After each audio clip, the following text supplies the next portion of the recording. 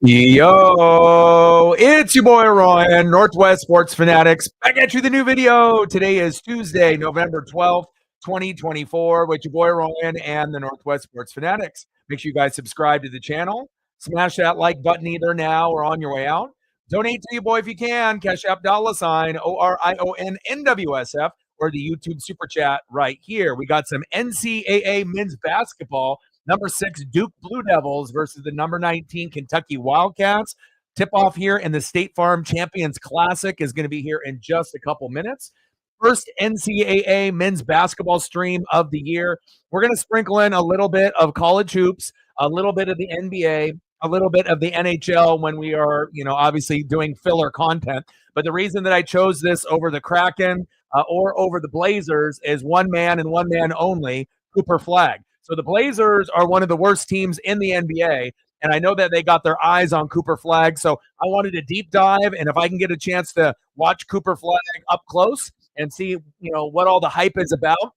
They've had a couple studs in the last couple years with Duke, when Banchero, right, and you've seen Zion. So I'm definitely ready for, someone to be able to make his statement game. And typically, if you go back and look at Paolo Banchero, and you go back and look at Zion Williamson, they had, kind of breakout games in this particular State Farm Champions Classic that kind of put a staple on who they were. So I'm definitely excited to see what they are going to be able to do here tonight. And again, if you're not familiar with Cooper Flagg, one of the top 5 players in the country. And if the Blazers keep losing by 30, 40, 50 every single game, maybe by some kind of dumb luck, Cooper Flagg can end up being a Portland Trailblazer in the draft next year. But I hope everyone is having a fantastic day. Let's cue up the music, take a look at the thumb, and we'll get tip-off going, it looks like, here in about 9 minutes. Let's get it, baby.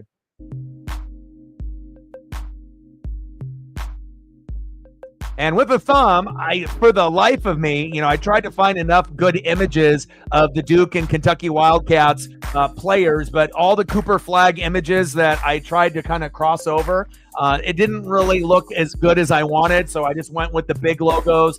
Obviously, Duke on the left, Kentucky on the right, with a nice Atlanta background, because that's where the game is being played here at the State Farm Champions Classic, and then you're actually getting it played at the State Farm Arena where the Hawks play. So I thought the thumbnail turned out pretty good.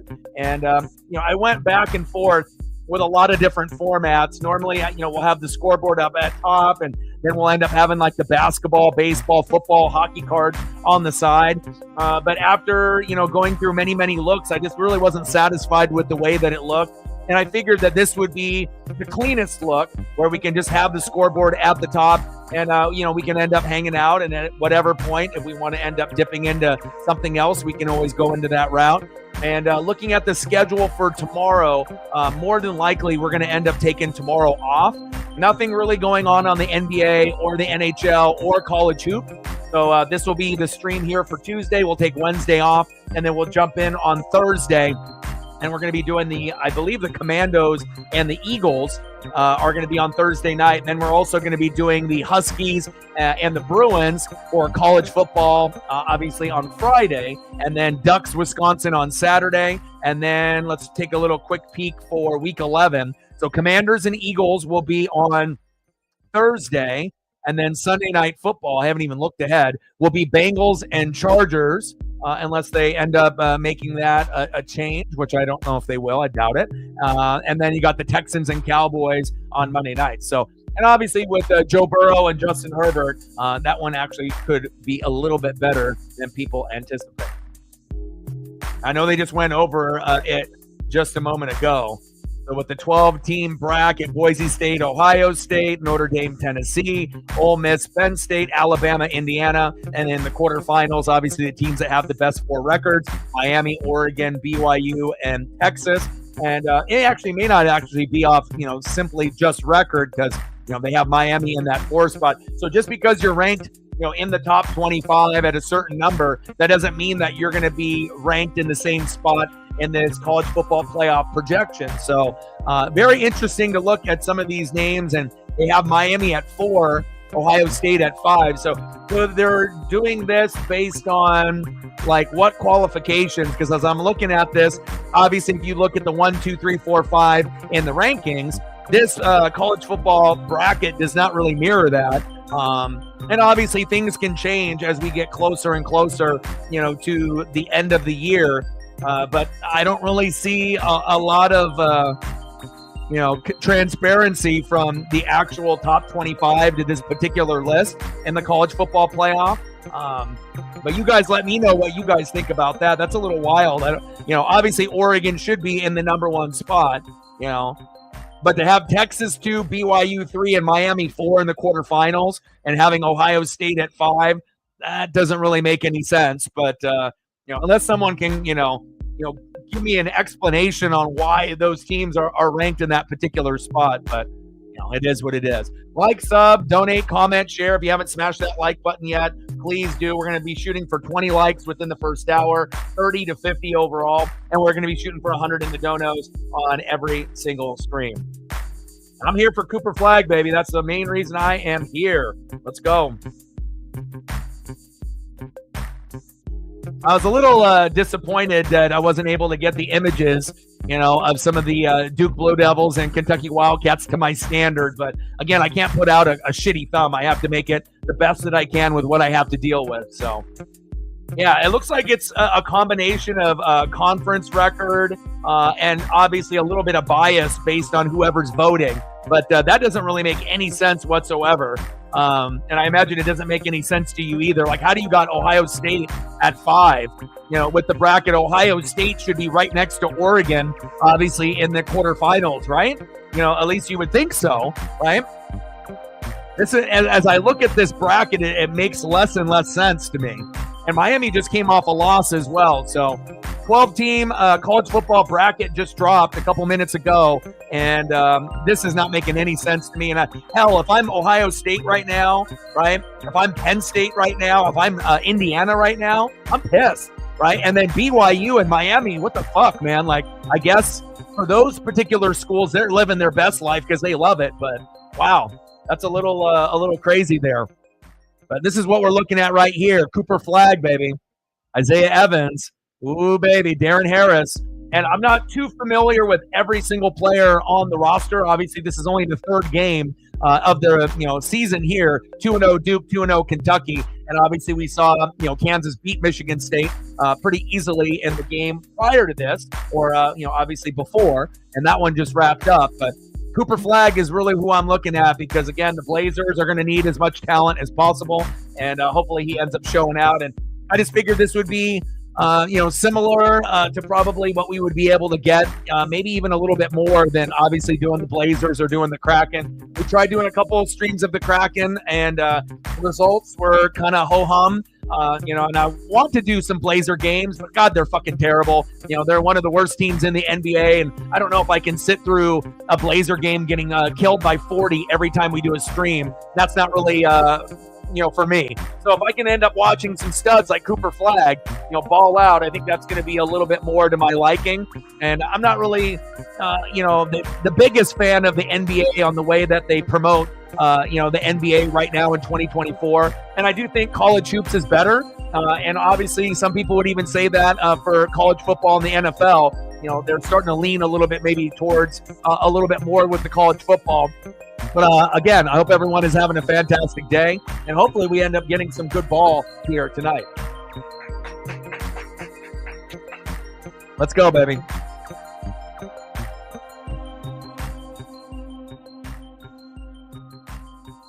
Yeah, Kobe Bray, I'm definitely going to be watching him as well. Let me get this all situated here.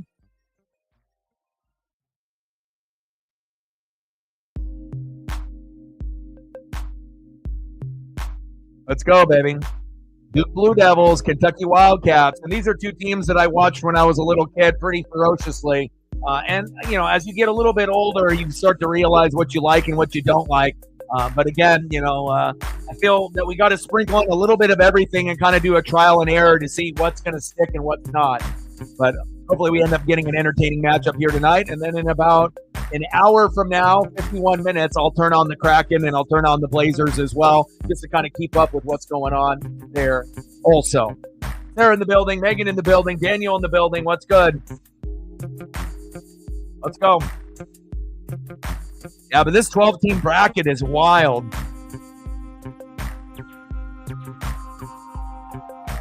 That's crazy. I think there's going to be a lot of people upset because, of course, they're not even doing it based off the rankings in the top 25 in the AP poll or even the coaches poll. So it's pretty much whoever's voting, they can put whoever they want. I mean, besides, the obvious number one with Oregon, but based on all the other spots, there's going to be a lot of controversy, I think. We'll see how they get adjusted week in and week out, but very shocking in that first college football bracket poll that just came out a couple minutes ago.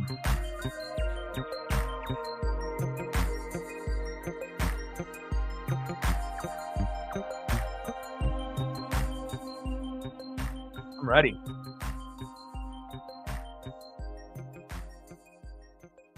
Plus, this will give me a good opportunity to be able to scout early on, and we'll see what we get. Obviously for a turnout. Anytime you end up doing NBA, college hoops, NHL, it might be a little hit or miss. But again, we're taking tomorrow off, and I felt that this would be the most entertaining for me here tonight. So.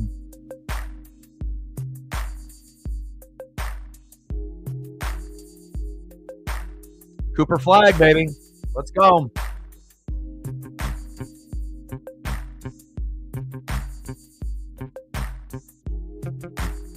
I like the Duke black jerseys that they're rocking here tonight as well.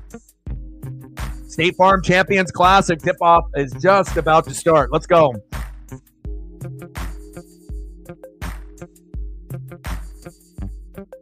Yeah, Jayhawks number one in the country.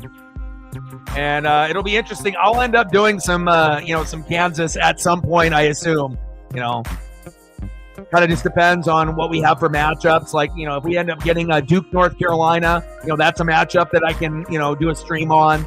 Obviously, Kansas against Duke, Kentucky, North Carolina, or any of the, top teams in the top 15 or top 25. I'm not opposed to doing that either. As long as you got NBA talent out there. And again, Cooper Flag is one of the biggest names in college hoops, if not the biggest.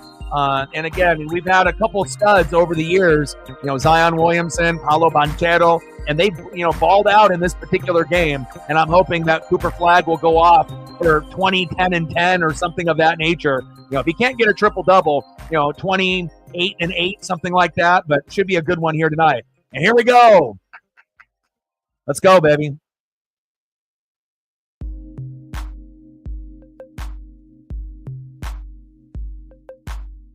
Let's see if they end up playing man or zone here to start off. Williams the handoff. Swinging it outside. Little pick and roll. Good defense so far here. Carr on Flag. Fadeaway jumper. No good. Good board by Duke. Let's go.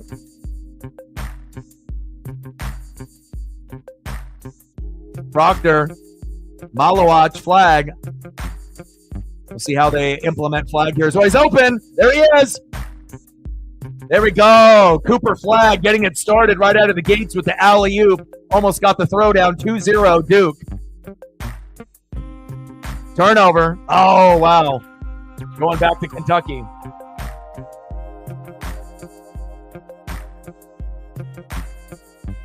And a good back screen right there. Kneppel. Good vision there. 2-0 Duke.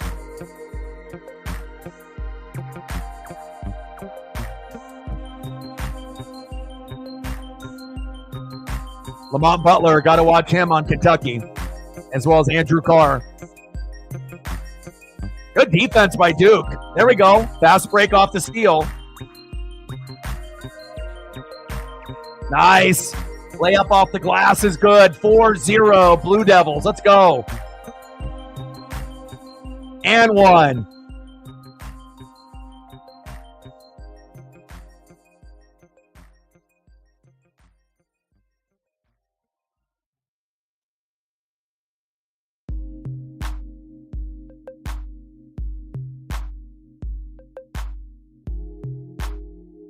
Kentucky at the free throw line here. Not the same without, like, Coach K and a lot of the, famous coaches that a lot of us grew up watching. Free throw is good. Away. Lots of transfers as well.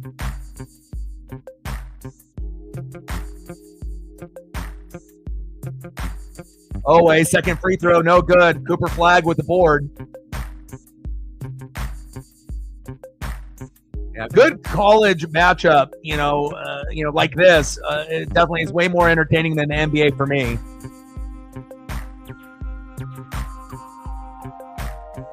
Foul. Here we go. Cooper Flagg being aggressive, getting the reach in.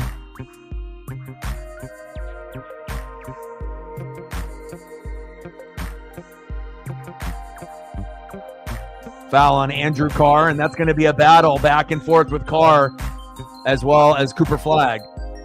Flagg. Carr is huge out there too. Flagg backs him down, kicks it out. Knipple. Three is in and out. Fast break here now for Kentucky. Kicks it out for three.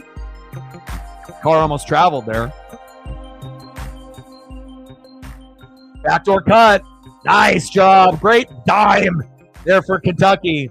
4-3 Blue Devils. Good vision there. Lamont Butler. Cooper Flagg for three. No good. Good offensive board off the glass and good. There we go. Lots of action already here. Duke 6, Kentucky 3.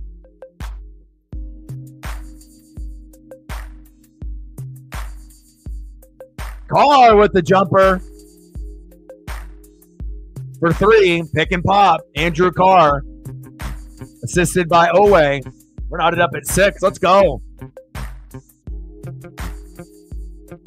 Crowd's getting into it now.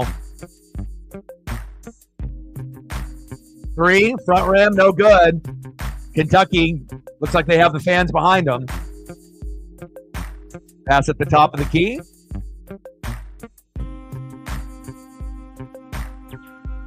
Lefty hook, no good. Flag.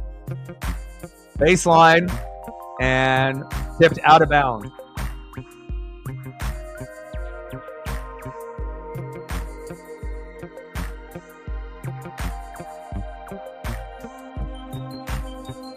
Yeah, Lamont Butler, you have to watch him. Inside game, outside game. Same thing with Carr and Flagg.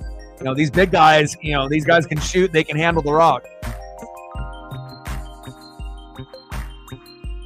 Good start in the State Farm Champions Classic. We just got Michigan State and Kansas over with just a little while ago. And obviously Kansas manhandled them pretty much for the whole game. Could have won by a little bit more.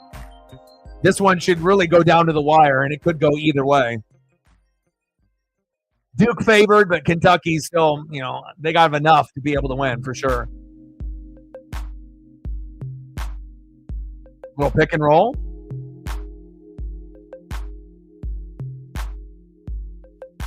Jumper. Wow.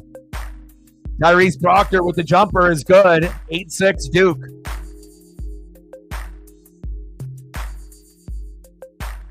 Butler at the top of the key.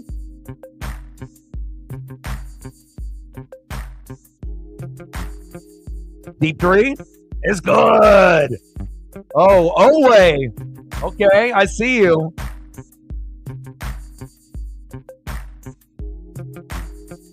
Flag. Pick and roll. Get Flag the ball, baby. Pump fake. Deep three is good. Let's go. Proctor for three.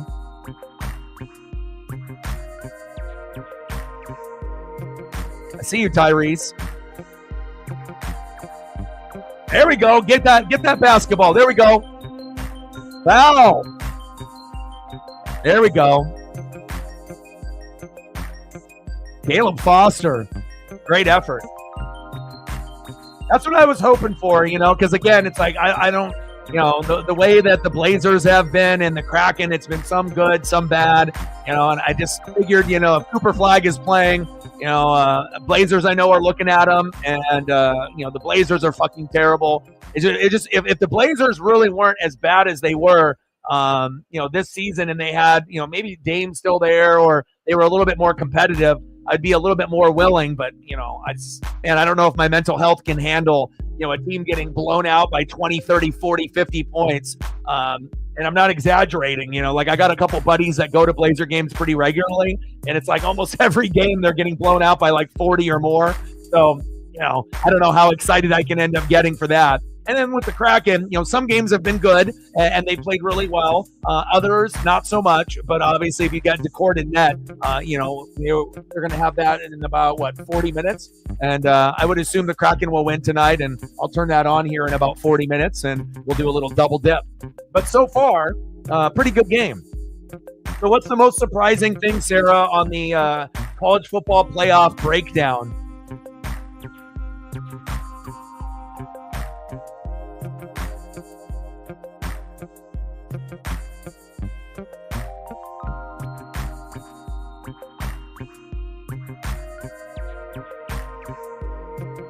The thing that makes me kind of scratch my head and whatnot is based off, the rankings that they have in the bracket, they're nowhere near what the top 25 is, besides obviously Oregon being the number one team. But how do you have Texas at 2? How do you have BYU at 3? And how do you have Miami at 4? And then you would think, okay, is it based on record, based on the division that you're in? But that doesn't really make any sense either, because you have teams that are in that first round, not in the quarterfinal, that have better records than Miami and Texas. So I don't know what to take from that, but it is what it is. 11-9, Duke up by 2 against Kentucky.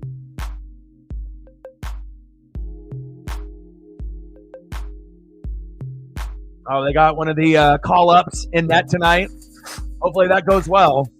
But I guess it can't be any worse than what Grew was doing in net before he ended up getting hurt. So hopefully they'll play with some intensity, and hopefully they don't give up too many goals. And hopefully we can put up at least 3 or more to keep it competitive.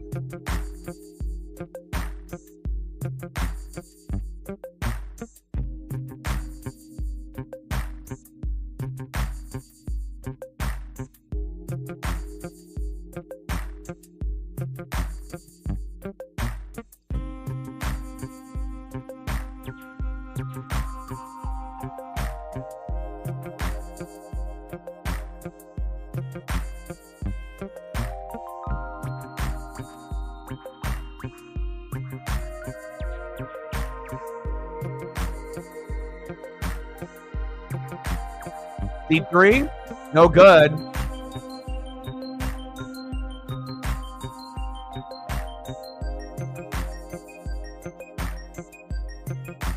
Wide open and good. Andrew Carr.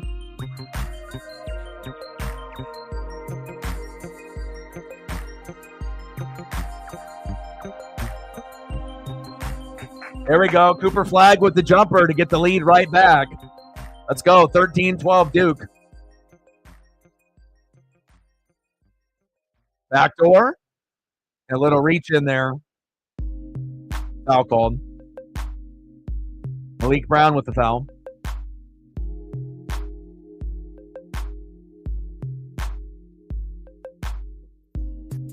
Couple dribbles, little crossover. I like it. Yeah, that's wild that Cooper Flagg's only 17. Pick and roll. Deep 3 is good. Kerkrisa for that deep 3.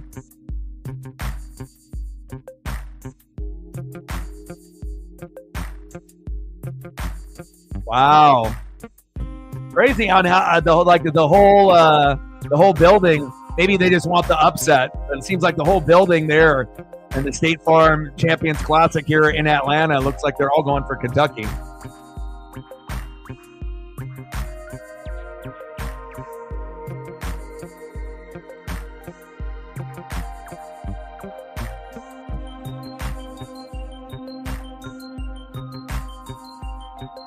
I never said that.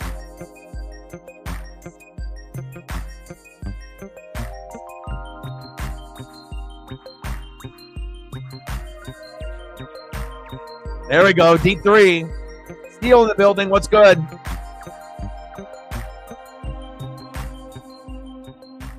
Flag at the top of the key. Little crossover. Kicking it out.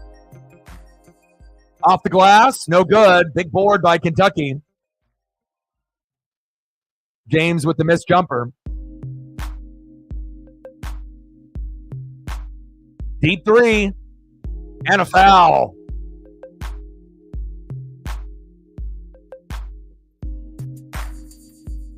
Good intensity here from two quality teams in college hoops. 2-0 Duke, 2-0 Kentucky in the State Farm Champions Classic. Good effort. But also both teams are averaging, about 100 points a game, which is kind of rare for college basketball, unless you're one of the, upper echelon teams for the most part.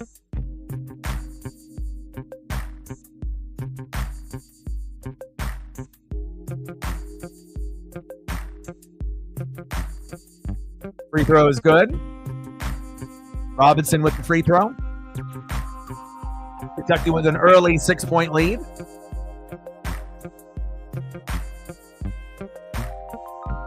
Second free throw, front rim. See if Robinson can make this last free throw.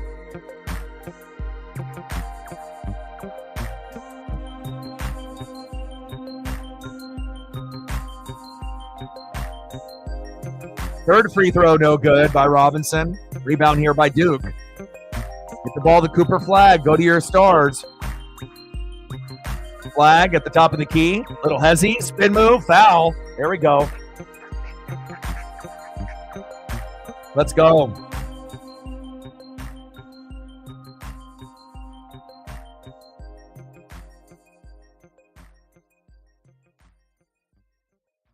They're playing in Atlanta right now for this particular game in the State Farm Arena where the Hawks play.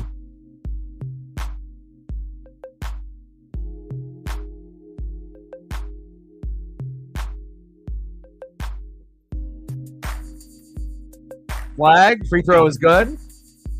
I mean, really the main reason that I'm doing this game over the Kraken is because of Cooper Flag and the Blazers, and obviously we're terrible. Flag has been on the radar for them. We lose by 30, 40 points a game. Now, if Flag wasn't playing tonight, I probably would have done the Kraken game, but, this is supposed to be like probably the best player in the country, and he's 17. So I figured it would be a good opportunity because we're going to have plenty of Kraken opportunities to do, but for college hoops, you're probably not going to get a good matchup like this that often until we actually get into the tourney. So sometimes you got to pick and choose. But I will be turning on the Kraken matchup once the game comes on here in about 30, 40 minutes so I can watch both. Chandler at the top of the key.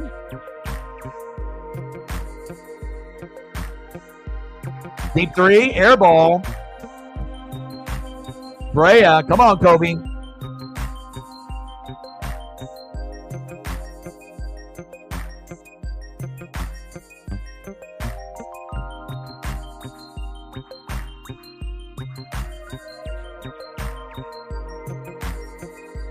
Flag, crossover, off the glass, and good. God, he's good.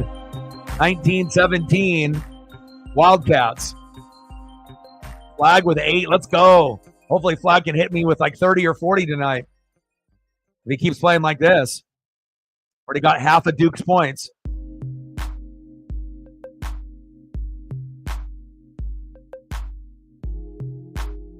They got to shoot it. Clock running down. Shoot. Yeah, double dribble. Where's the call? Lefty hook, no good. Rebound. There we go. Cooper Flag's got it.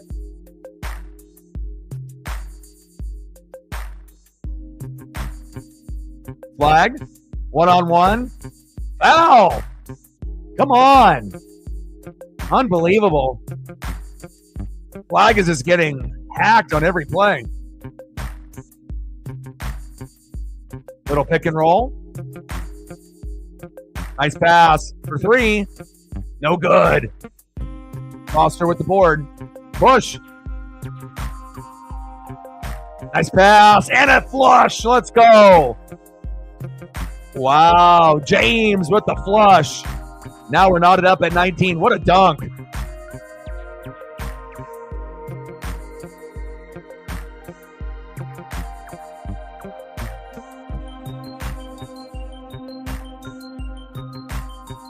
Floater, no good. Oh, wow. How did that go off the bank? That was ugly. Oh. Wow. Call the block, not a charge. And the fans boo. Kerr can't believe it. Now, good energy, obviously, here in the building. 21-19, Kentucky.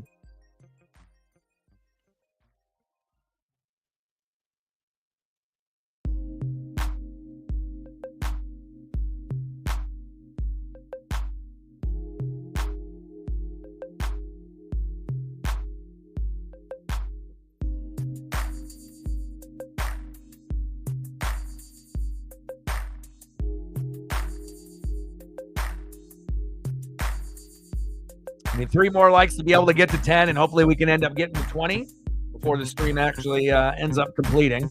And then, again, we'll have tomorrow off, and then we'll get back on it for Thursday, Friday, Saturday, Sunday, Monday. We're going to end up having like 4 or 5 consecutive days with either NFL or college football. But we'll have Commandos and Eagles on Thursday. We're going to have the Huskies and the Bruins on Friday, Ducks and Wisconsin Badgers Saturday. And then obviously we're going to have Chargers, Bengals on Sunday night. And then is it Texans and Cowboys on Monday night, I believe. So a lot of football. And then tomorrow I'll just spend time with Paisley since there's not really anything worth doing, at least stream-wise for tomorrow. Nothing on the NBA really slate that captured my interest, or the NHL, a little bit of a limited schedule. And then obviously with the NBA, not a whole lot there for tomorrow either. So let me go get a water here in a second. I'm going to go grab me a water here. Give me 1 sec.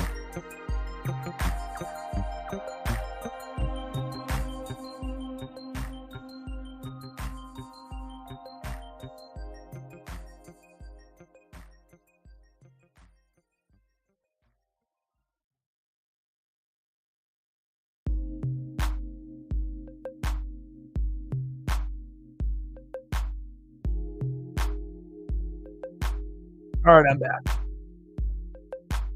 Cooper Flag, 17, 6'9", 205. Hopefully the future draft pick of the Blazers. We didn't get a chance to get Wembanyama, which I was really hoping for, but it kind of made sense to go with the David Robinson, Tim Duncan, and Wembanyama being on the Spurs. But it'd be awesome if we could end up getting a superstar in Portland for Rip City, since we've been so bad after Dame left, obviously, to go to the Bucks.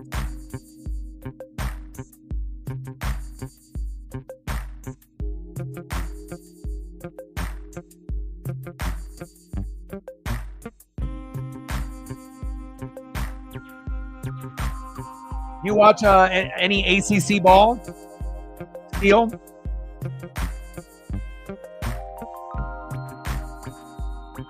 I mean, anyone that's a phenom in any sport that's going to catch my interest, whether it's basketball, baseball, football, hockey, you get somebody that has a chance to be like the next big thing. Yeah, I'm definitely going to want to tune in and to make my own evaluation, not just look at highlights on social media on like Twitter/X or Instagram. I need to be able to watch the game myself and kind of break them down. And I like what I'm seeing so far out of Cooper Flag. 21-19 Wildcats.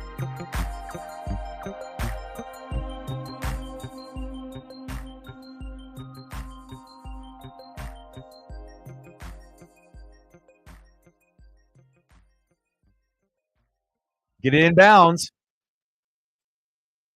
Almost a 5-second violation there by Duke. Floater. In and out. No good. Battle for that board. Foul called.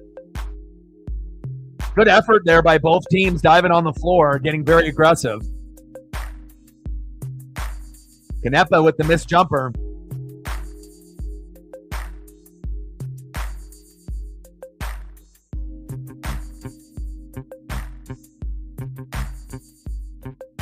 Yeah, anything worthwhile on the NHL side or the NBA side, feel free to type that in if wanted or needed. Floater. Ooh, what a rejection. Very Mutombo-like. Wow. Big block.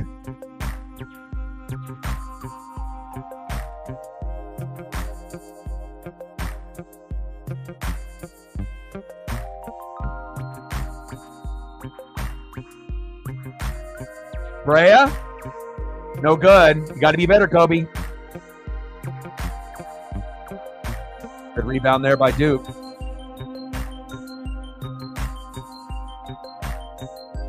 Yeah, Malalash with that big block. Bank shot is good.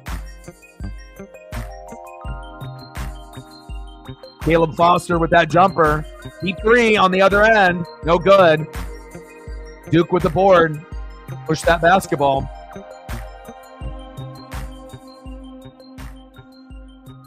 Oh. Get that board.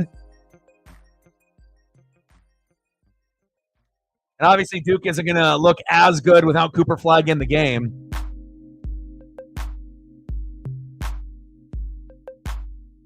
Reverse layup. In and out. No good. Rebound. There by the Wildcats. Push.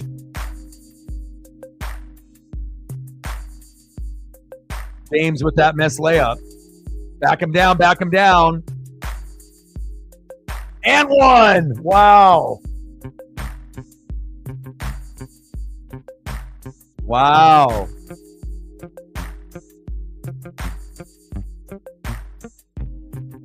Amari Williams backing down, takes contact, falls away, shot puts it, and good. Kentucky playing much better than a number 19 team in the country. They look like a top 10 team, at least here today against Duke. No, I hear you.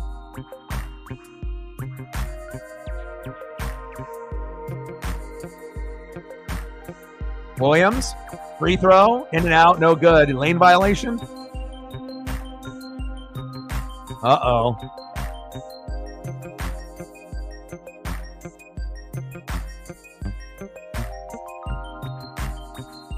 What's going on in NXT? Anything relevant? Here we got Cooper Flagg back in the game, thank God.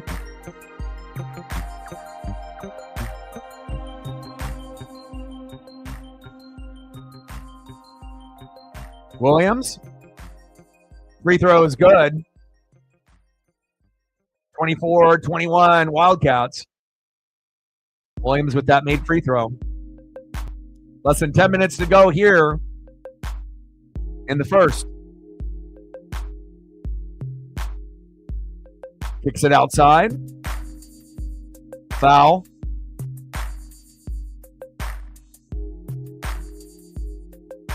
Foul on Kentucky. Malalash, that was like Dikembe Mutombo block. Away with the foul.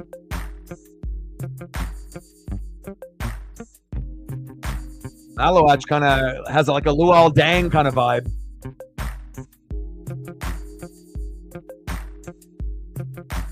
Yeah, I'm not too sure. You know, obviously, you know, they normally are, you know, a basketball school. You know, they obviously have made a transition. We don't have the same coaches that a lot of these guys had, you know, years back with like Coach K and, you know, with North Carolina and Duke and Kentucky. It's kind of like a new breed, you know, and you're not going to be able to necessarily maybe recruit the same type of way that those guys did, but the school itself obviously is always going to be known, you know, for college basketball. Duke, North Carolina, and Kentucky. I mean, I used to love watching Jamal Mashburn when I was a kid there on the Wildcats. Didn't really have a particular favorite between Duke, North Carolina, or Kentucky, but I think I found myself rooting for Kentucky a little bit more than the other teams. Jumper, in and out, no good. Foul on the play. Yeah, I do like Duke's black jerseys as well. They're fire. It's a good look. Foul on Kentucky there.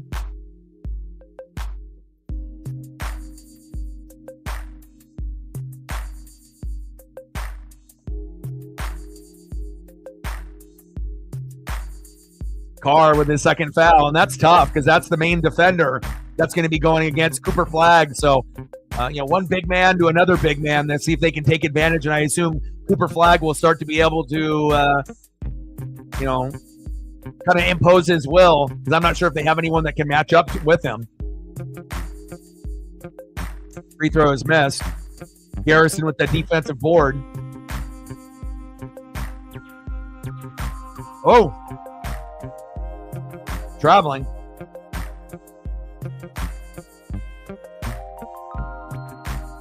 Butler with the aggressive take, but slips on the court.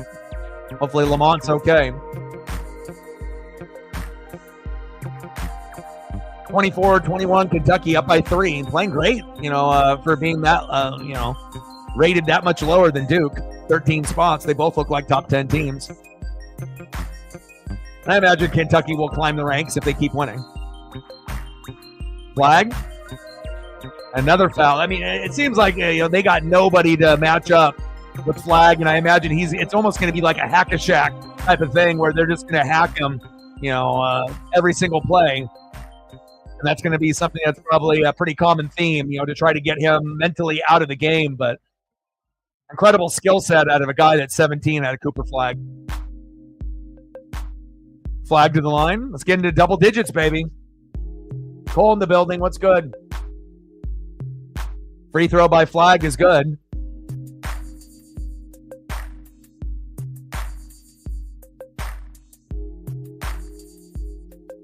One more free throw to get to double digits, baby. Let's go.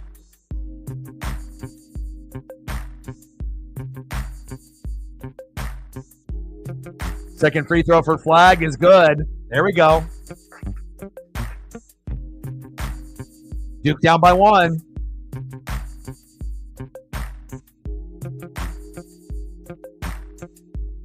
Wildcats, top of the key with a little pick and roll. Deep 3. No good. Knipple with the rebound. Flagg kicks it out. Knipple and fouled from deep 3. That's 3 free throws, baby. Wow. Foul in Kentucky. The main event.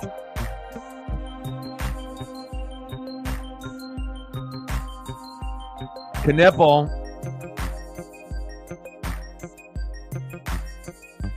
Just got a chance to watch before this game started and before I started prepping. I finally got a chance to watch Deadpool versus Wolverine. I've been meaning to watch it for a couple months now and whatnot, but finally got a chance to watch it with Paisley. Very satisfied with that movie. A lot of violence in that movie, a lot of swearing, but definitely highly recommend if you haven't seen it yet. And they have it on Disney Plus right now. If you're wondering where you need to watch that, if you haven't watched it yet, or you're looking to watch it again. Knipple with the made free throw. We're knotted up at 24.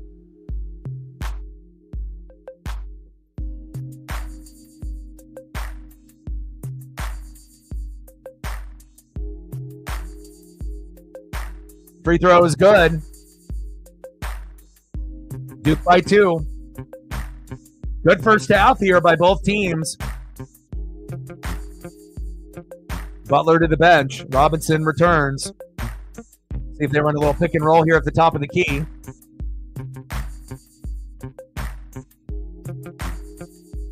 Oh, almost a steal. Brown, good defense there to knock it away. Yeah. Well, a lot of them are going to be, just trying to contain Cooper Flagg, and obviously they don't really have an answer for him, but I don't think anyone in college basketball is going to have an answer for him. He'll be most likely the first pick in the draft.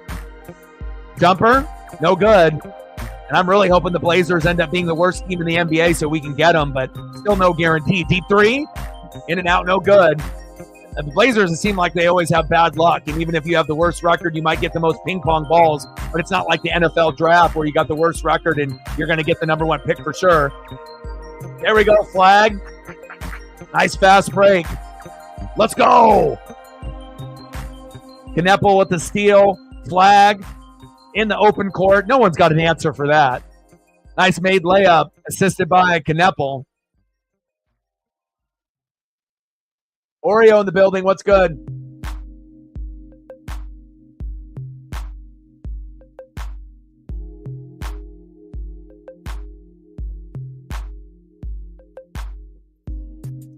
Nice job by Cooper Flag. Very dominant.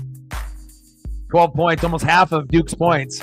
And I see why there's so much hype, about him. I seen highlights of him when he was like in high school and whatnot. And I said, okay, it's one thing to be great in high school, but usually a lot of these writers and a lot of the people that have the coverage, they're not going to, give a guy a boost or give this guy a lot of pub and recognition if they're not going to, end up being a phenom. And Cooper Flag is definitely a phenom.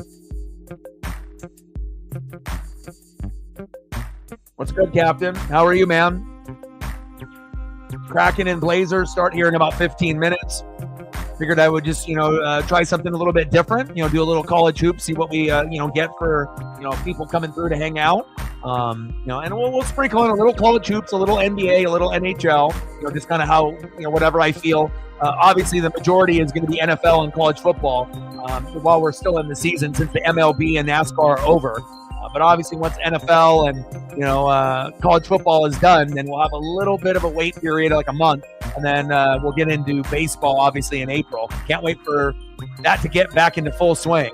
That's one thing about baseball that I love. It's on pretty much every day, so you don't have to worry about, what do we do today? It's pretty much Mariners every day. So, and obviously, they're giving away a lot of the baseball awards. Obviously, those are, some are going to be, the right people, and some are going to be a little questionable, just like the college football playoff, rankings that just came out a few minutes back. So did you get a chance to take a look at that, Captain? Yeah, well, again, I do March Madness. When Oregon is in it, I'll do, them, but I just can't really come to terms of doing the Blazers if they're going to lose by 30 or 40 every night. If the team was a little bit better, then I would, but I don't know if that would be really good for my mental health. Like, okay, let's do the Blazers and let's just watch them get their ass kicked.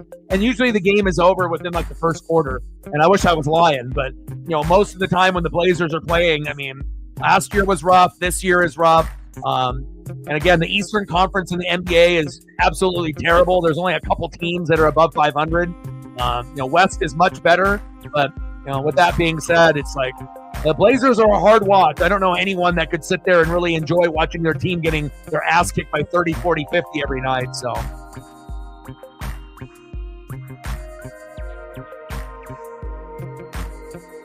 the only thing that I'm a little disappointed in is I wasn't able to get enough good images of Cooper Flag and a Kentucky image. And I tried for about an hour, hour and a half, and I ended up having two good Cooper Flag images that I thought were going to be pretty good, but once I put them up, they were a little distorted, and then the Kentucky ones were even worse, so I just had to go with the logos. But again, I feel like based on the background and the logos, it looks good, and at least I got the State Farm logo, obviously, there at the top. So, but if I had my choice, I would definitely like to have the players on there also. So maybe in the future, if I end up doing another Duke game with Cooper Flag, which is very highly possible.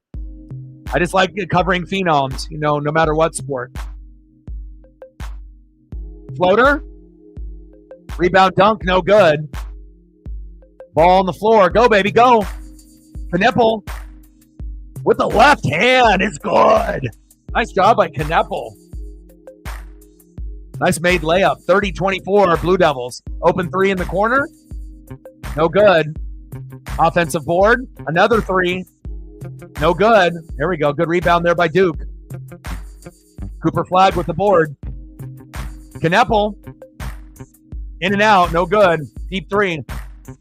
Williams with the defensive board. And then a reach-in foul down low. Like, sub, donate, comment, share. If you haven't smashed that like button yet, please do. Help us get to 20 within the first hour, hour and a half, 30 to 50 overall if we get the volume. And then obviously we'll be shooting on 100 on the donos on every single stream. So I think if the viewership was a little bit higher for the Kraken, that would have been a no-brainer for me. But, based on the couple that we've done so far, and normally we don't really do Kraken streams until football is over. But I always like to experiment and kind of see, what the turnout is going to be like. But, I got to make business decisions, not only for my mental health, but also for the channel. Duke up by 6. 6:30 to go here in the first half. And it's been a good one so far in the State Farm Champions Classic here in 2024 here in Atlanta. Little pick and roll. Foul on Gillis. Mason with the reach. Oh, yeah. Salvador Perez does not deserve, especially when you're starting to see the awards that Cal is getting and how good he is. Cal's the best catcher in baseball. When you go and look at all the other catchers that are there, again, Adley Rutschman is going to be the most popular. But if you actually break down the stats, the only thing that some of these catchers have on Cal is batting average. He literally is better in everything else. Clutch hitting, power hitting, home runs, RBIs, leadership, defensive player, as far as being a best defensive catcher, it's, we're not a playoff team, but hopefully once the Mariners start going to the playoffs, Pippen is good. But hopefully once we start making the playoffs on a regular basis, Cal will get that recognition because, a lot of these occasional baseball fans, might still think that Julio is the best player on the team, but that's not the case. Cal is the best player on the team. And then you might even go to some of the pitchers before you get to Julio. Julio's got big playability, but he needs to, have more consistency. Bank shot, no good. No worries. Release the Kraken, defend the deep.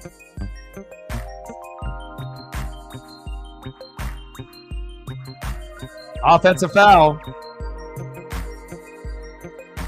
Yeah, the platinum glove is cool. You know what I mean? But it's nice that Cal was able to get some of the recognition, but it's kind of hilarious when, Cal's getting all these awards now at the end. So like the writers and the fans, they know how good Cal was, but apparently some of the managers and the other beat writers that, do the baseball, obviously definitely disrespected Cal. He should have been in the All-Star game this year, or at least, not even necessarily starting. If you want to have Adley Rutschman or, Salvador Perez there, fine, but should have been one of the backups, but it is what it is. Deep three is good. Knepel, baby. 33-26, Blue Devils. Assisted by James.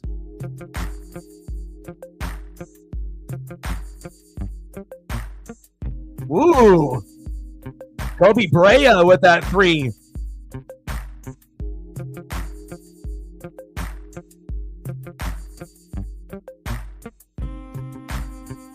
Yeah, Kobe's nice. Deep three. Knepel, man, he's starting to feel it. In and out, no good. Butler with the defensive board. Butler, fadeaway jumper, and out, in and out, no good. Gillis with the board. Malawach reminds me of Luol Deng for sure. Deep three. Woo! Let's go. Tyrese Proctor with that three. Yeah, he is a walking bucket. Okay. Blue Devils up by 7. Okay. Yeah, Knepel's fun to watch, and again, this gives us an opportunity when we end up watching some of these things together, or it may not be something that we normally watch or we go out of our way to watch. There's a lot of other things on NBA, NHL. But again, when they end up doing these tourneys at the beginning of the year and you have a phenom player like Cooper Flagg, that's enough for me to be able to get interested. And then I start to be able to get acclimated with some of the other players. And again, I'm going to try to do quite a few Duke games, I think, this year, but it just depends on the matchup. Now, if Duke is playing some like garbage, unranked team, I'm probably not going to do Duke. We'll probably do something else if there's a better matchup. But if they end up having a top 25 matchup against another school that I used to watch as a kid, like Jamal Mashburn and the Kentucky Wildcats, yeah, this is like the perfect scenario, the perfect storm for me to be able to do. Both teams are 2-0. Both teams are ranked in the top 19. Both teams got good players on both sides of the ball, and it hasn't disappointed. It's been good. And again, if I, have other things that I want to watch, I can watch 3 games at once, and we can always discuss, the NHL and the NBA and wrestling, NXT, and anything else. But I always have to be able to choose like one that's going to be the primary. And, figured we might as well jump in to see, what kind of results we get. And at least at this point, it's getting better results than a couple of the Kraken streams that we did early on. So that's why we have to experiment, see if we get anybody to come through to hang out and watch with us. But if anyone is a regular on the channel, they know no matter what I choose for a stream, that's not necessarily going to be the only thing that we talk about, in that 2.5 hour period. We're usually going to be talking about many, many different things. So, even if it's not like maybe the main thing that you would want me to do, you can always hang out and show some love. So 36-29 Blue Devils.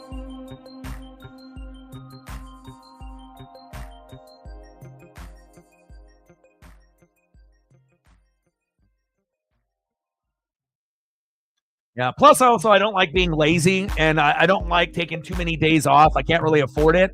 So if I figured if I was going to take tomorrow off because there's not really anything going on for college basketball, NBA or the NHL, I figured, we'll do this today. I'll spend time with Paisley tomorrow, maybe get caught up on some of my shows and whatnot, and then we'll get back into it for the Commanders and the Eagles on fucking Thursday, which is going to be absolutely fantastic. A battle for the NFC East is going to be awesome. I think the only really kind of like shitty matchup in the next 4 or 5 days is going to be Monday Night Football with the Texans and Cowboys. But at least we'll get to see CJ Stroud. Sounds like Nico Collins will be back, and we can watch the Cowboys get absolutely fucking obliterated.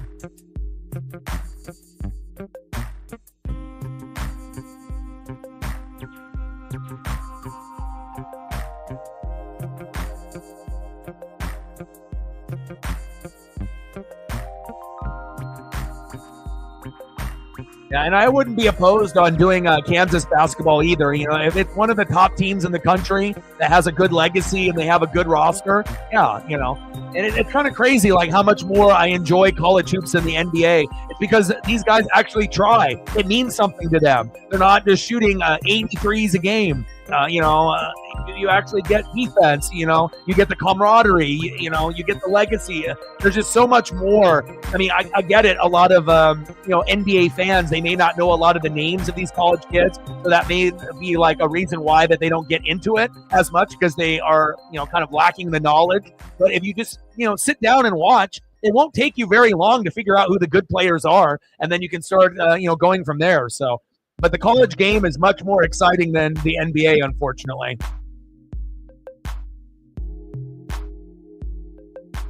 All right, Oreo, take care.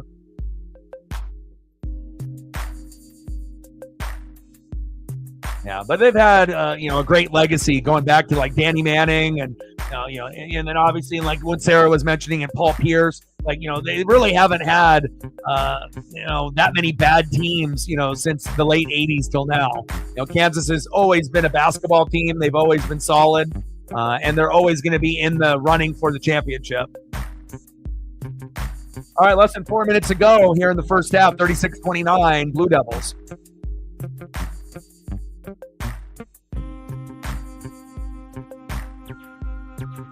Left-handed layup off the glass is good. Kneppel, baby. I like him. He's nice. Nice little 1-2 punch with him and Flag. Woo! Lamont Butler with a deep three, assisted by Garrison. I see you, Brandon. 38-32.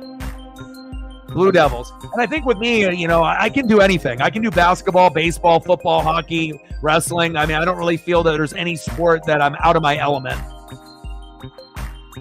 Floater. Oh, baby. Monster dunk. Who is that? Luol Deng? Woo! Away. Push it. Kneppel with the steal.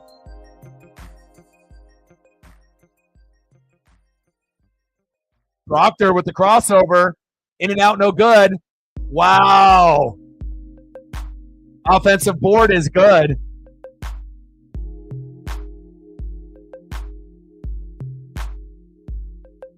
Maluak, I see you. And a foul. Yeah. Malawach is nice too for his size. He kind of looks like Luol Deng, and he plays kind of like Luol Deng also. Long arms, long legs. I can see why Duke is ranked where they're ranked, and they'll probably be much higher as the season goes on. But player for player, obviously, it seems like Duke's got better players. Not saying that Kentucky doesn't. I like Carr and a few of these guys that I've seen so far in limited action. Carr free throw is good.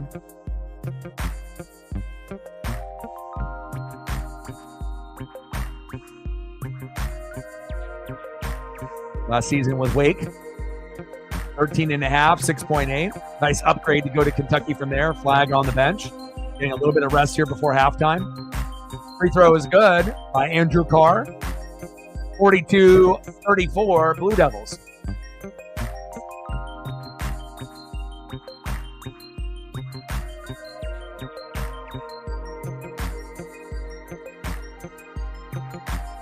Knipple for a three, no good.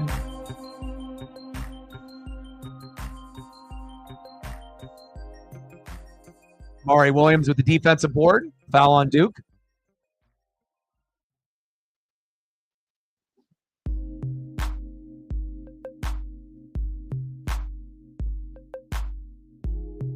Like, sub, donate, comment, share. If you haven't smashed that like button yet, please do.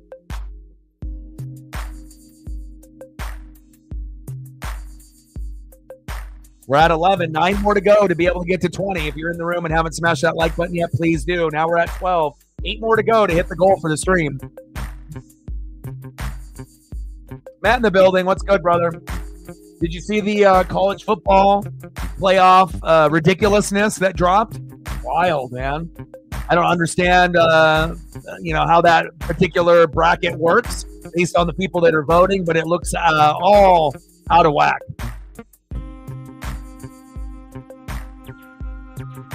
I mean, it doesn't even reflect anything of the top 25 in the AP poll, the college football playoff bracket. Foster, nice. Caleb Foster with the little floater is good. 44-36, Blue Devils. Reach and foul. Malik Brown with the foul. No points and 3 fouls. He might be going to the bench soon.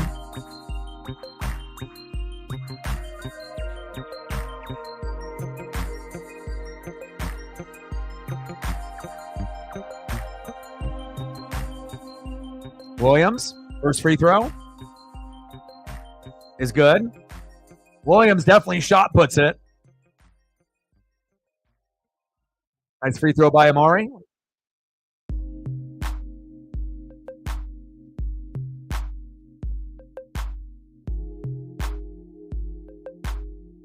Second free throw is bricked, no good. All right, Duke.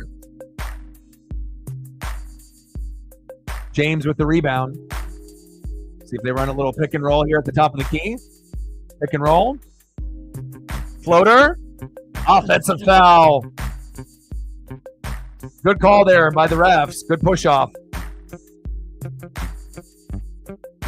Foul on Caleb Foster.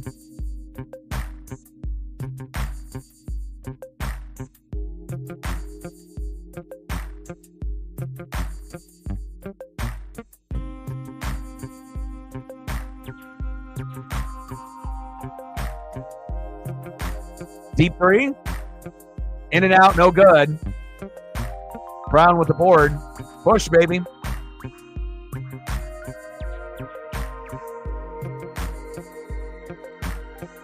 Got about a minute to go here before half. 44-37, Blue Devils.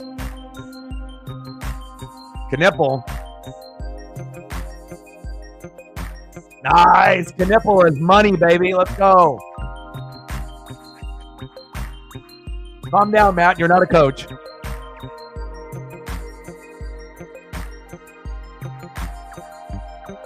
Turnover.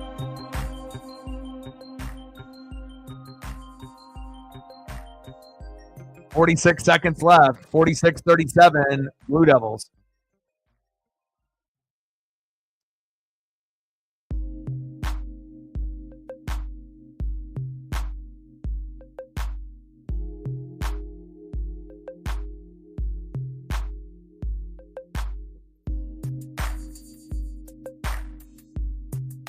Look like a travel there. Good board. Push. Fast break. Kick it back out. Slow it down. Proctor with that defensive board. Little pick and roll at the top of the key. 20 seconds and counting before half. 46-37 Blue Devils. Pick and roll, top of the key. Where's the foul call? Stolen. And turned over. Come on, my guy. That's why you got to get rid of the basketball early on if you're a forward or a center with a shit pass like that. Amari Williams with the turnover. You're not a point guard, Amari.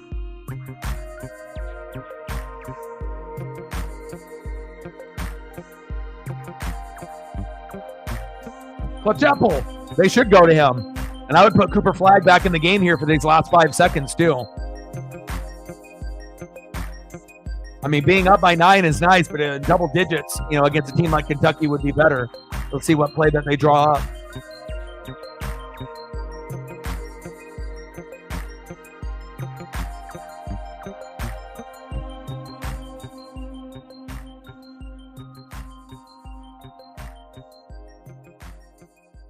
But good, entertaining matchup. I don't got any regrets of doing this over the Kraken or over the Blazers. So, plus I was going to watch this anyway. So,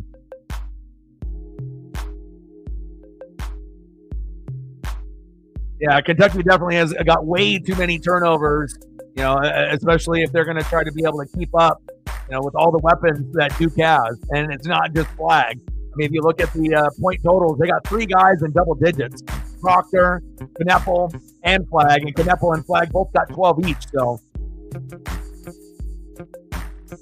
yeah, I definitely think that, sprinkling a little bit of, quality matchups through the college hoop side is something I definitely will do. Foster, look how you traveled. Floater, rejected. All right, it's halftime, baby. 46-37, Duke. Good first half. And another reason why I think that, college hoops is a little bit better than the NBA. It's so fast-paced, and the games don't go very long. A couple hours, 2 hours, 2 hours and 30 minutes, which is about, what the NBA is. But the flow of the game is much better. These kids are actually trying. They play defense. They're not shooting threes every time down. There's no fucking load management. If they got a fucking hangnail on a pinky.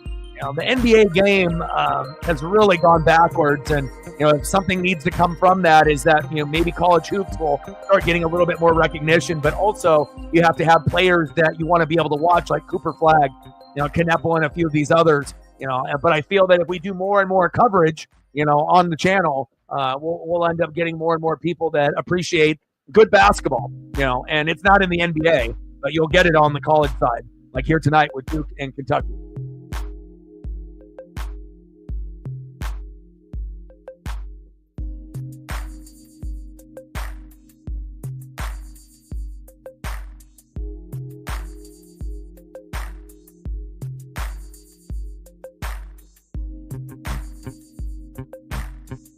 Yeah, I mean, hell, even the women's game, the last couple of years was even better than the men's, but again, it's all about superstar players, someone that you want to go out of your way and watch, like a Caitlin Clark or an Angel Reese. And in the last couple of tourneys, the women's have been better than the men's. But this year, we'll see. Maybe the men's will catch up and the men's will be just as good as the women's this year, or maybe even slightly better. It really comes down to name recognition. In the women's game, Sarah, do they have anyone like a Cooper Flagg, or like a Caitlin Clark, that's really, really big? Because I haven't heard of anybody on the women's side that's on that level, like a Sabrina Onosku or from the Ducks, or a Caitlin Clark from Iowa, or even someone like an Angel Reese from LSU. I haven't really been hearing too much on the college women's side this year. I mean, I imagine there's some good players, but maybe not nationally recognized like some of those ladies have, been in the last couple years that are now in the WNBA. Yeah, Buekas, yeah, she's been there for a while, UConn. But I'm not sure if people are going out of their way to watch Gage and Juju, Like they're great players. They're going to be for representing USC and UConn, but I'm not sure if they have the same star power. As far as getting a lot of other people that normally are not interested in the sport to go and watch them. Maybe as the season goes on, if they start doing amazing things, throwing up 50-point games or something like that, then there'll be a few more eyeballs on them. NBA in-season tournament, stupid. I agree with that. Everything about the NBA is stupid. I wish it was better, but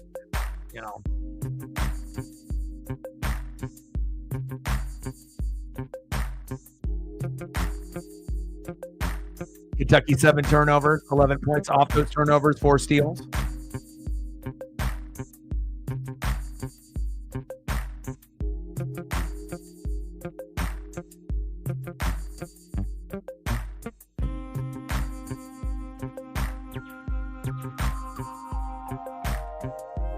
Yeah, Kentucky was in it early on, and the crowd was behind them.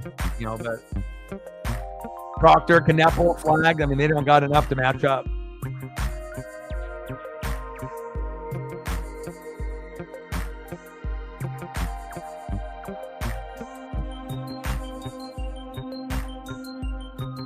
All right, we're at 12. 8 more likes to be able to get to 20. Hopefully we'll be able to get there. 13 now. 7 more. Like, sub, donate, comment, share. Help your boy out.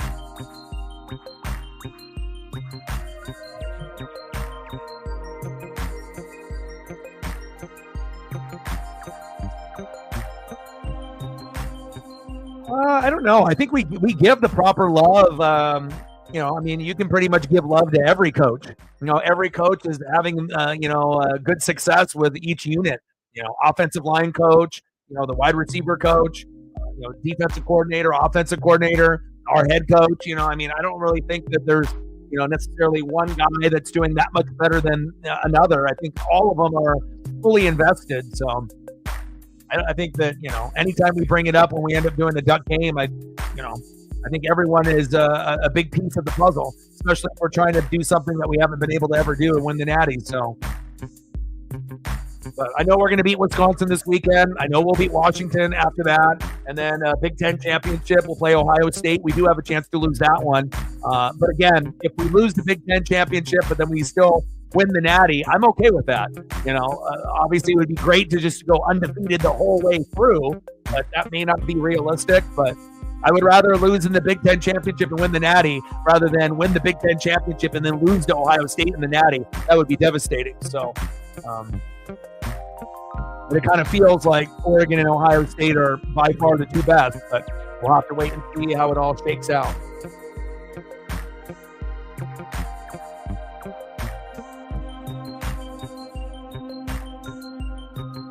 Yeah, but with Terry and and some of the others, we have to make sure that those guys get, some recognition too, especially on how bad, the offensive line looked early on. But it was not really necessarily being out of position or getting outworked. We were just injured. So, and then anytime you end up having to replace an all-pro, best center in college football in Jackson Powers Johnson, and then you have to bring in somebody new, obviously there's going to be a little bit of a letdown, obviously, since we didn't really have that many opportunities for Bo to get sacked the year before. But they've done very, very well. And I think it's clear, Lanning is the best coach in college football right now. Kirby Smart is there, and he's great too. And you got a few others that, definitely need to be recognized. But I think it's pretty clear that Lanning deserves the, that recognition of being the best coach in college football right now.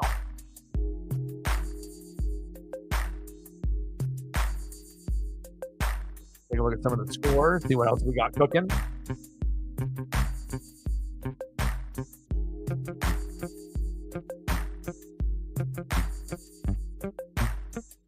Got that logo. Got to put that up in the corner there.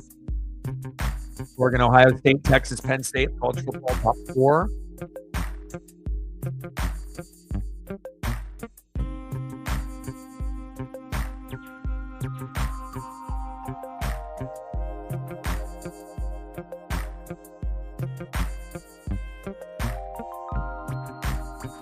As using the current rankings, Oregon, Texas, BYU, and Miami in that college football ranking system would be the 4 highest rated conference champions and would receive a first round bye in the 12-team playoff. That's the reason why they're there, supposedly. Boise State is 13 in the committee rankings, but they would be included in the 12-team playoff. Fifth-rated conference champion from the Mountain West.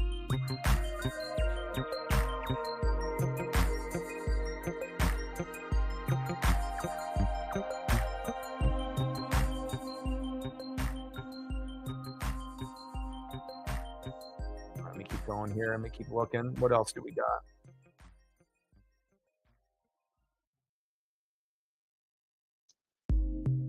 T-Wolves 4, Blazers 3.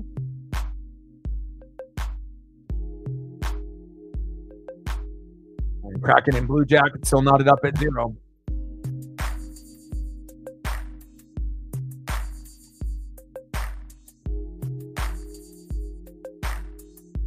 See you later.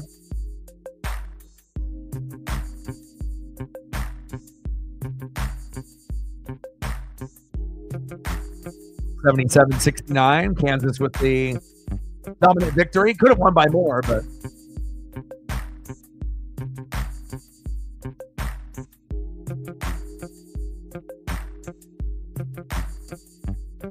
wow, 591st career win for Bill Self. That's wild. Almost 600.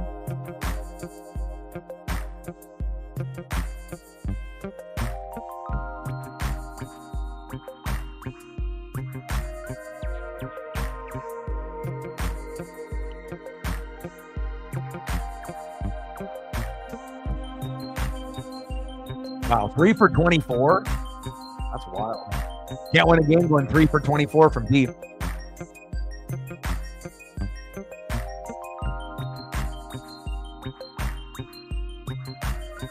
Duke, UConn, Alabama, and Kansas are the best odds to win the national championship for men's basketball. Okay.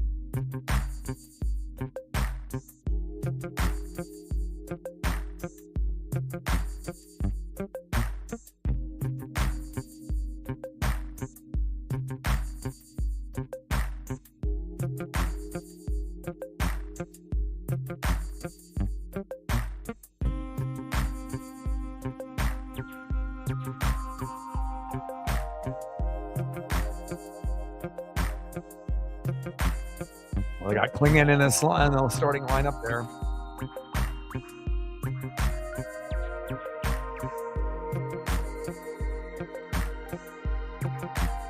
Well, Lenore got an extension a couple hours ago.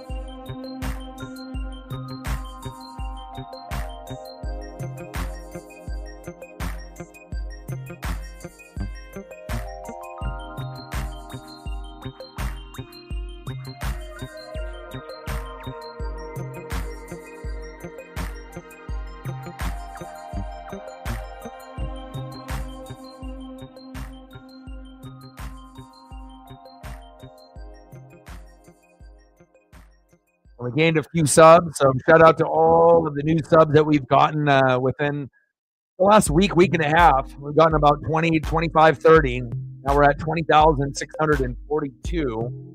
58 more to go, and then we'll be at 20,700. Shout out to all of the new subs and all of the OG subs as well.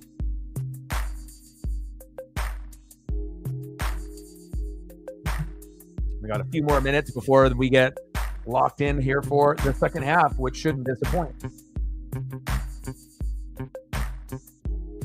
What's going on NXT? You still watching that?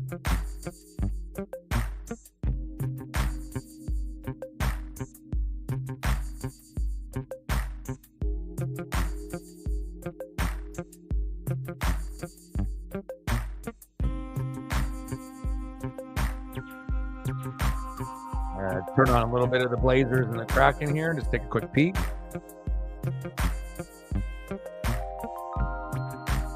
commercial break, of course.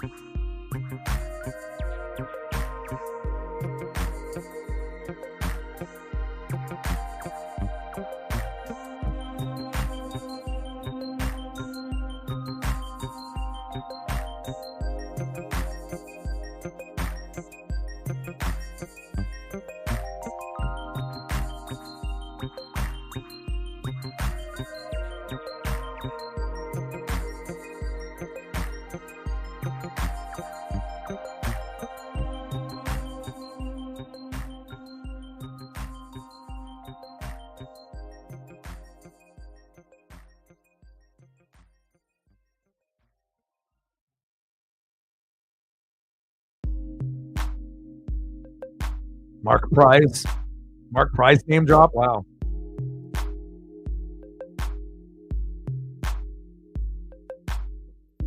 That's a fun fact.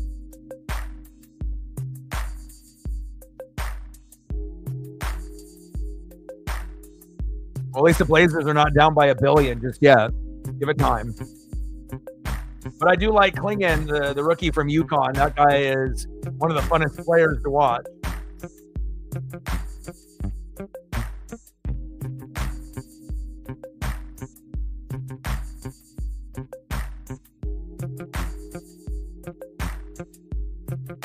I think really the in-season tournament steal. I think the only thing about it that is somewhat interesting are like the court design for some of them. Some of them are ugly. Some of them are kind of nice to look at and whatnot. But I think other than that, the whole idea of it is not ideal.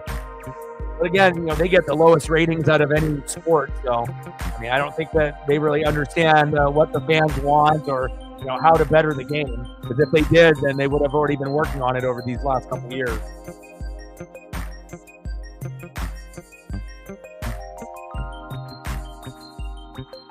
All right, come on, Blazers.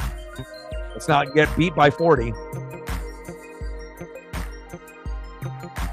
8-7 T-Wolves.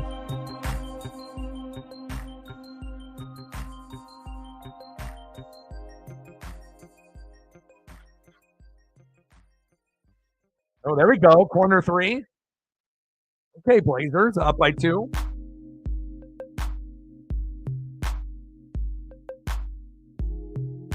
Yeah, again, most of them are, I think they went a little bit too much over the top on a lot of the court. There we go. Oh, he missed it. Come on, Sharp.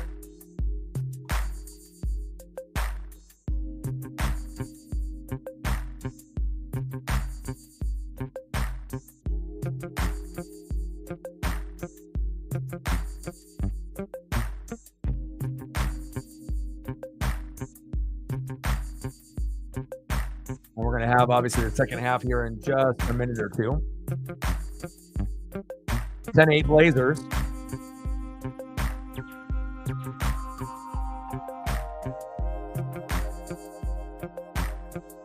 Julius Randle with the flop.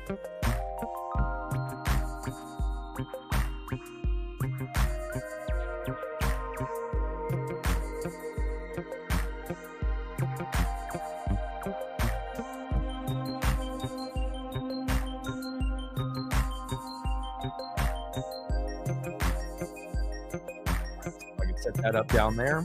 Let's see if we can end up watching both.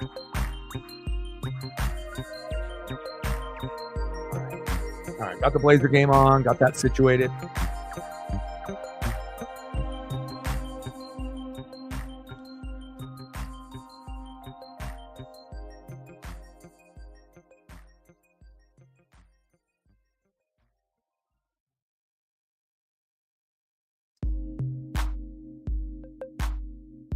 Only need 8 more likes to be able to get to 7 more likes to be able to get to the goal. Hopefully we can get there. We'll get a few people popping in at some point or another.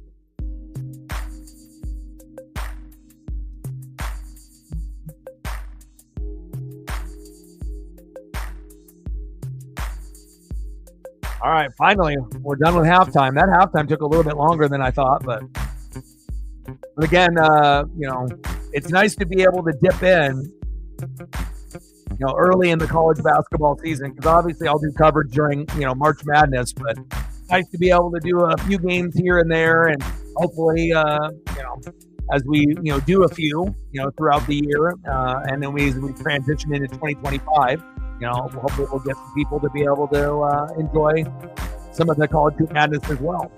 I mean, it's just an overall better watch than any NBA game. Again, I think a lot of NBA fans, they think that it's good, but they're just being loyal to the product, based on their teams. But it just really has, gone in a downward slope, in the last 5-10 years.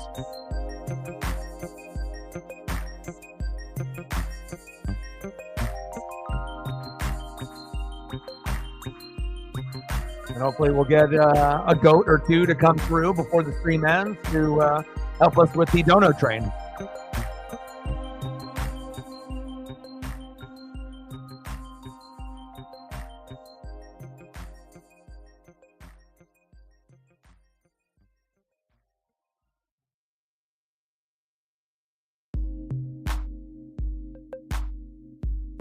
Yeah, I was actually considering doing something like doing food, and doing that. But when I went through and noticed that this game was on today, then I figured, okay, we'll go here. But I wouldn't mind, doing like a throwback kind of, freestyle stream that we used to do, where we just do like food or whatever topic, for like an hour and a half, 2 hours. Especially if there's not really anything going on. But it all depends on what kind of turnout we would get. We'd have to get enough people to make it worthwhile to do it. So, but if we were to do that and we ended up getting a decent turnout, I wouldn't mind doing it again after that. So, and watch on the ground. Get up, Luol Deng.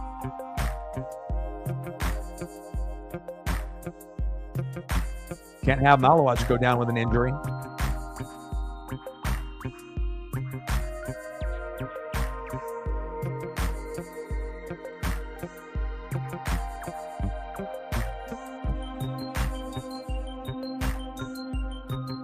Well, hopefully Malawach will tough it out here. All right, Duke, let's go, baby.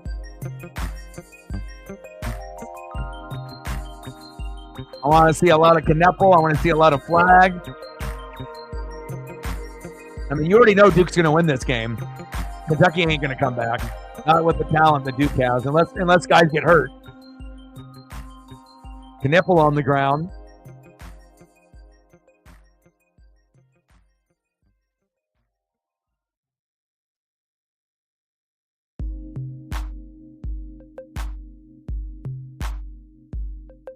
Knepel and Flag are the two single reasons that I'm probably going to end up paying attention to Duke basketball more than I normally do this year.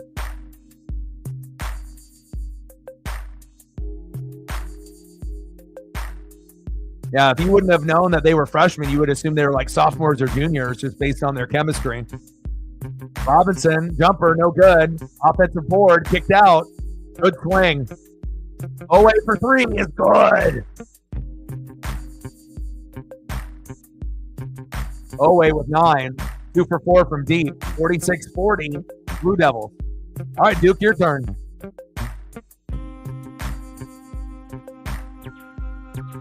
Proctor.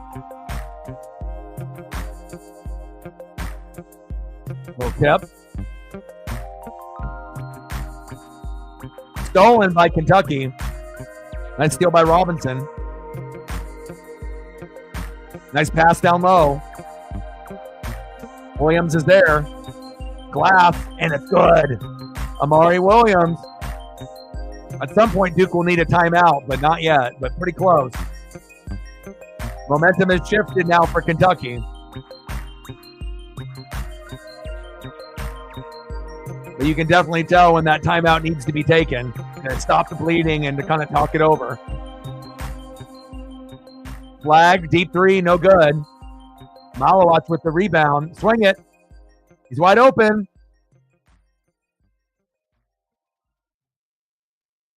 Kentucky ball. Cooper Flag's lucky he didn't get an over the back call right there, trying to get that rebound.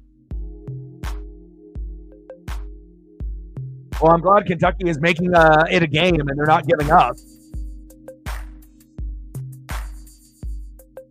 Yeah, nice extra pass by Lamont Butler. Lamont Butler has to be a factor here in the second half if Kentucky is going to, either win or keep it really close. Pick and roll.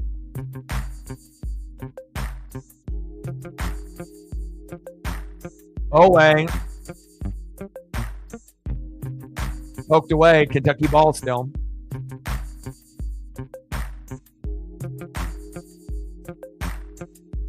USC did. For college football or for college basketball?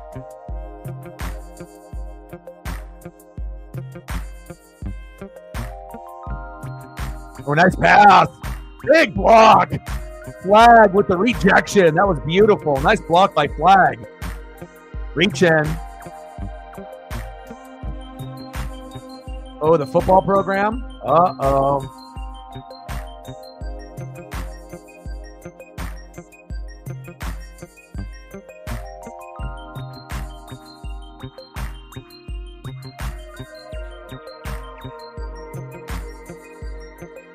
Now you hear the Duke fans start to get a little bit louder. Butler with 3 fouls, and that's really big for Kentucky because Butler is a guy that needs to be on the court like the whole time for them to have a chance. We'll see if Duke can take advantage now with Butler going to the bench with 3 fouls. 46-42, Blue Devils. Knippel, nice pass. Malowitz with the dunk, a little Luol Deng impersonation. That was beautiful. 48-42, Blue Devils. They're going to be a fun team to watch in the tourney this year. You can already tell. We're only 3 games in to the season, but you can tell that this Duke team has got some ballers. And, some of them are freshmen. That makes it even more exciting. It's a great story. Carr. Nice floater. And that's the equivalent of their Cooper Flag on that side of the ball for Kentucky. Andrew Carr with that nice little hook. 48-44, Duke. Woo, Kneppel. Oh, my God. Are you kidding me? Little fadeaway. He's money. What a jumper by Kneppel. Oh, backdoor. And a foul. Carr going to the line. Wow.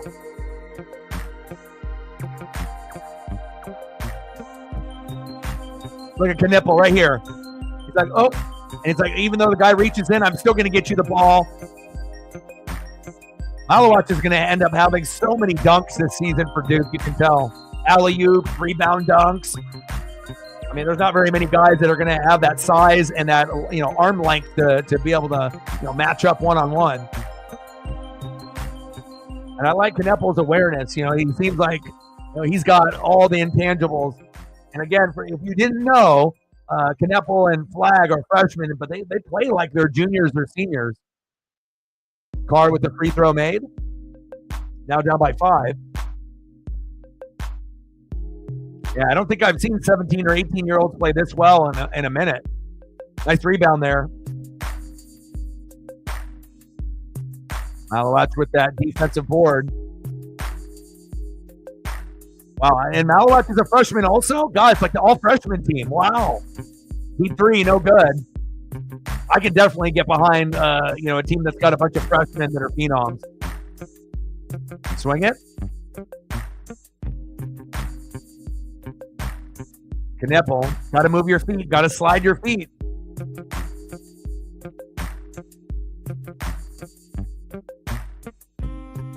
Yeah, and I like that each freshman does something a little bit different. Kneppel is going to be the distributor, but he can shoot threes. He can make left-handed layups. He can do jumpers. He can do a little bit of everything. And then obviously Cooper Flag is going to be the number 1 pick, the phenom that can do everything on the court, and a little bit of defense as well.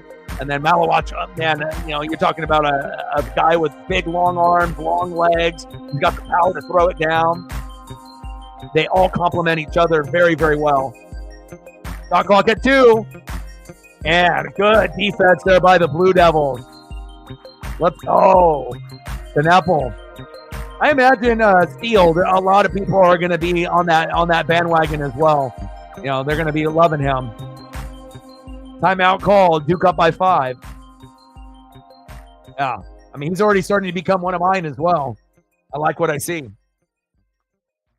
And I think it makes it even cooler that those 3 guys are freshmen as well. So 50-45, Blue Devils.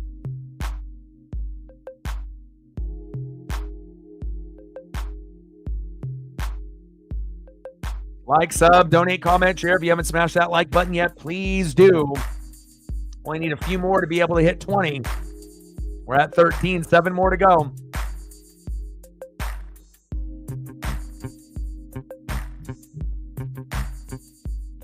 And you can see there, only 2 individuals in double-digit scoring there for the Wildcats, and you got 3 in the starting lineup there for Duke, and it doesn't look like they're slowing down one bit.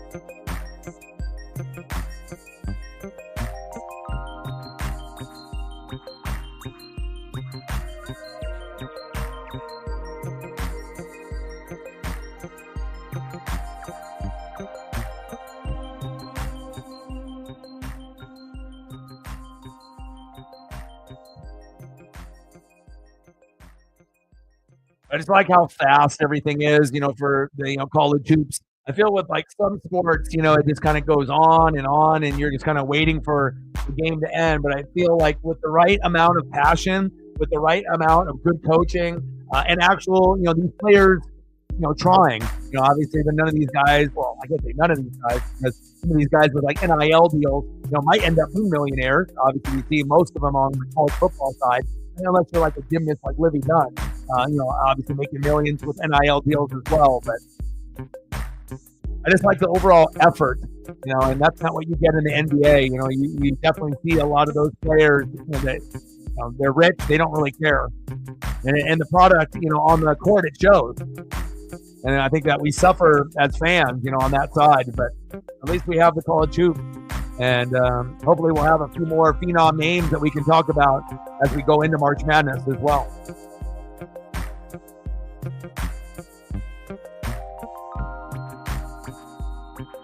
Okay. 50,000. That's nothing, to them though. That's, a booster can take care of that. That's like just like a nickel for them. All right, official TV timeout.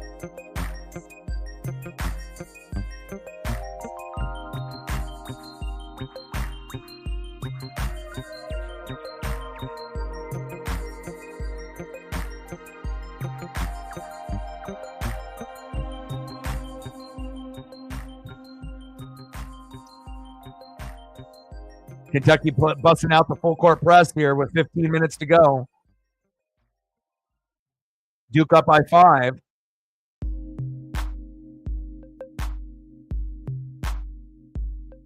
Post them up.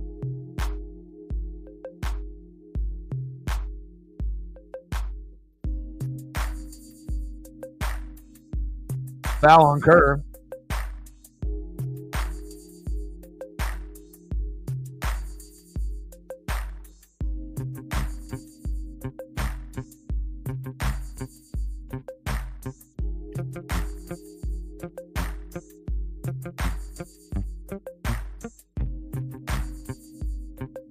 Pick and roll. Another pick and roll at the top of the key. Give it the flag. Nice. Bank shot is good. Cooper Flagg with a made layup. He is unstoppable. 52-45 Blue Devils. Let's go.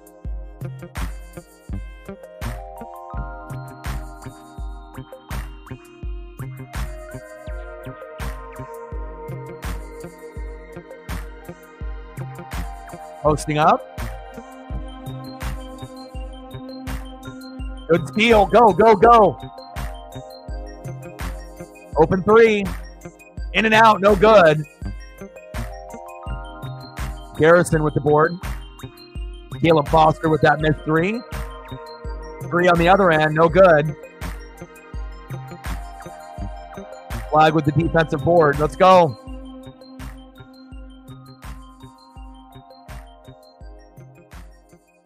(52-45) Blue Devils. Flag. Nice pass. And one. Let's go. No foul called. Layup on the other end. Flag can do it all. He can score. He can rebound. He can assist. Garrison with that made layup. Assisted by Owe.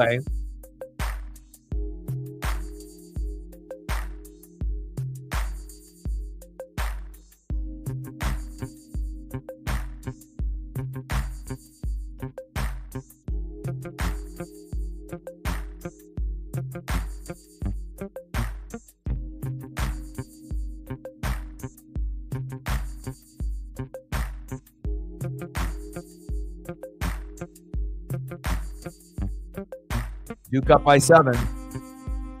14 minutes to go. Pick and roll at the top of the key. One-on-one. Layup, no good. Knipple.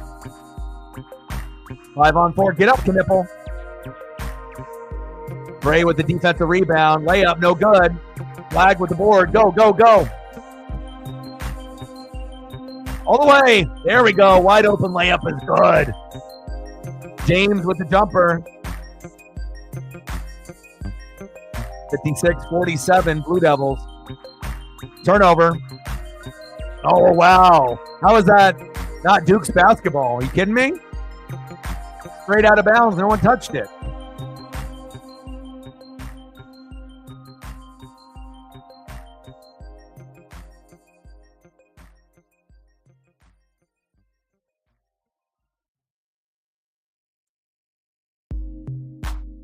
Okay, so you got to reverse that call.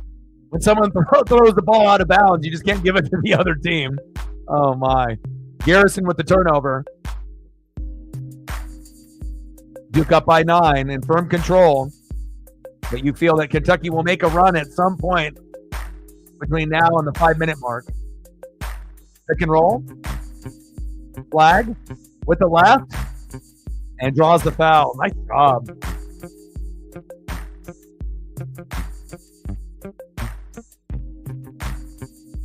Kobe Bray with the foul.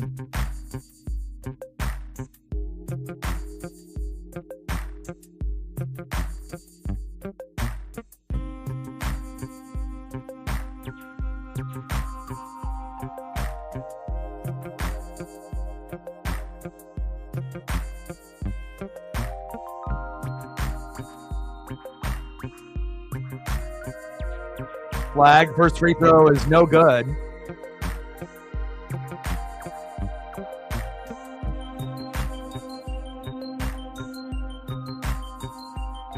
.7 boards for Flag.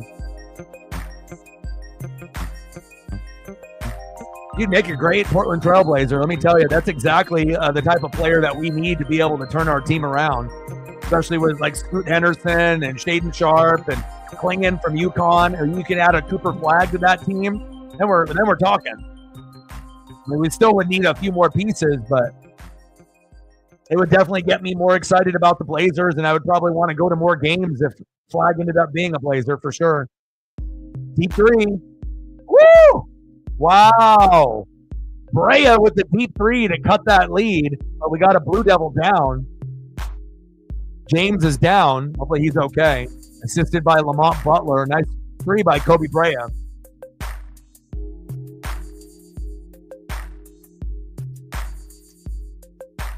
Blue Devils up by 6 with 12:48 to go.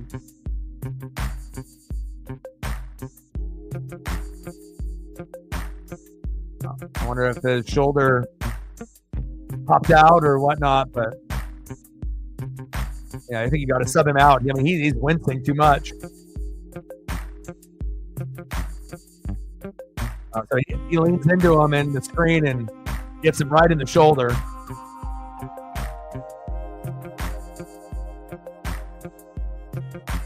Kind of jam that shoulder up a little bit.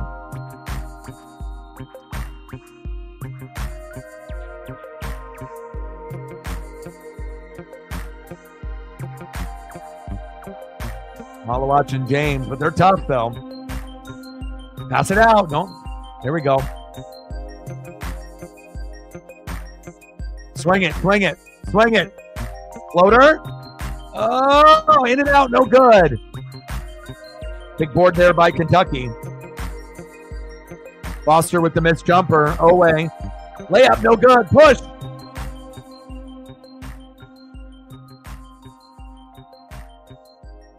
Three.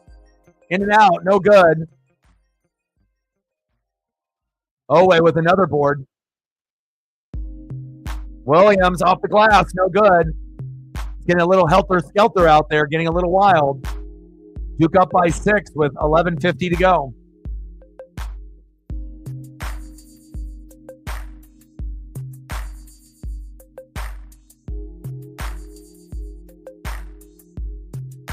Pick and roll, top of the key. Layup with the left is no good. Good offensive board. 3-point attempt, no good. Another 3-point attempt. Foster, no good. Come on, Foster. You got to kick it out to somebody else. Kentucky on the fast break. And one. Oh, my. That was huge. Big momentum shift there for Kentucky. Foul on Proctor.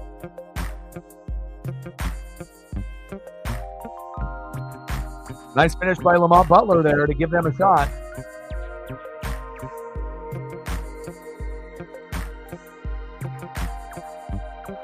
Nice little pump fake, and then he ended up getting it with the left. Nice. Timeout is called. Duke up 56-52, but Kentucky is threatening. I gotta take a quick peek to see what else we got going on. Oh, Blue Jackets 2, Kraken 0. Oh, fantastic. Let's see what the Blazers are doing. Blazers are actually ahead by 9 against the T-Wolves. We must be in the upside down in Stranger Things.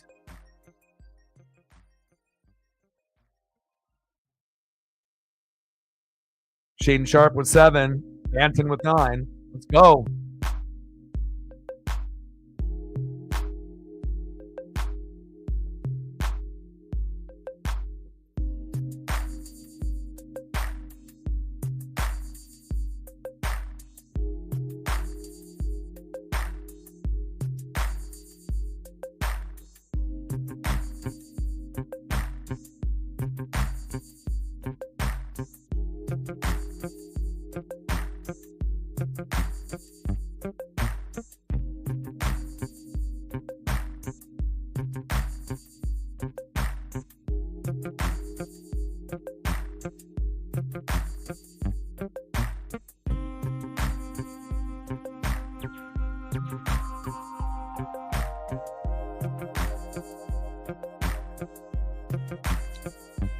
Six, 52. I mean, if Kentucky can keep playing like this, it might come down to the wire.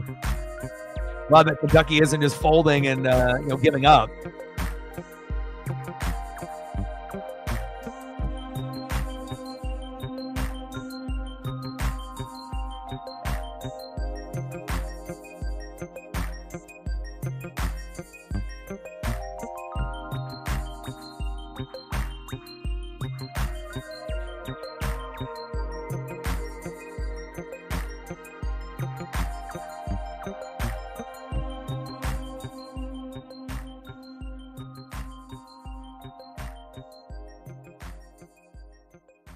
They must have made the change then, because it looks like DeCord is playing, not the Coachella individual that you said, Megan. That's not good. DeCord giving up 2 goals already. Things falling apart with the Kraken. Come on, Seattle. I saw the 2, and I think, oh, well, that must be the new guy. But the last thing that we need is Joey to start giving up a bunch of goals every game, and then we're going to be really in trouble. James going to the locker room, have to check that shoulder out.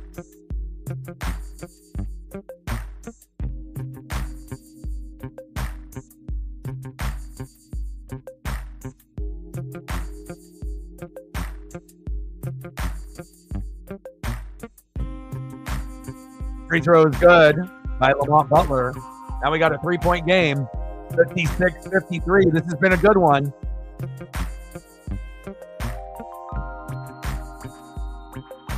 Oh, 2-2-1 zone.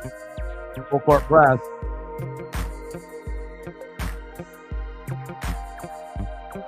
Malawat. Pick and roll. Flag. Fouled. Not called. Strip. Gillis with the floater is good. It's like almost every possession flag gets fouled, but I see why. Nice jumper by Gillis. I see you, Mason. 58-53 Blue Devils. Williams. Shot puts. No good. You've got to have a little bit more touch on those shots there.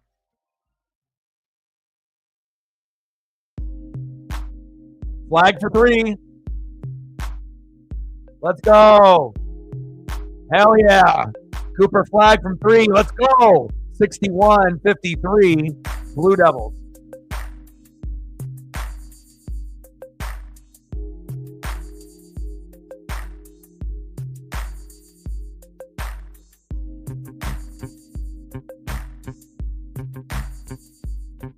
Williams. Oh, rejected. Nice. Yeah, reward the big man for the block. Flag. No good. Slow it down. Slow it down. Slow it down. There we go. Reward the big man for getting that block, baby. Knipple. Where's the foul call? Come on. In and out, no good. Nice pass. What a dime by Kentucky. Nice job. Malawat is limping. Brea with the layup, assisted by Butler. And now they're going to have to take him out, it looks like.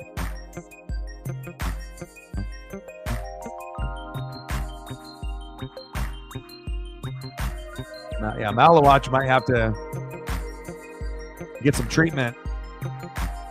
Those big-ass long legs, man. 61-55. So that's definitely going to leave Brea and Butler and a few of the other Wildcats with opportunities here. 9:19 left before the game ends.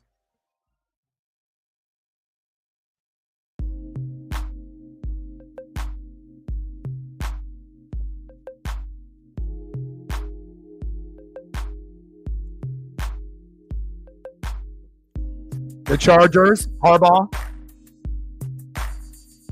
Nice pass. Ooh.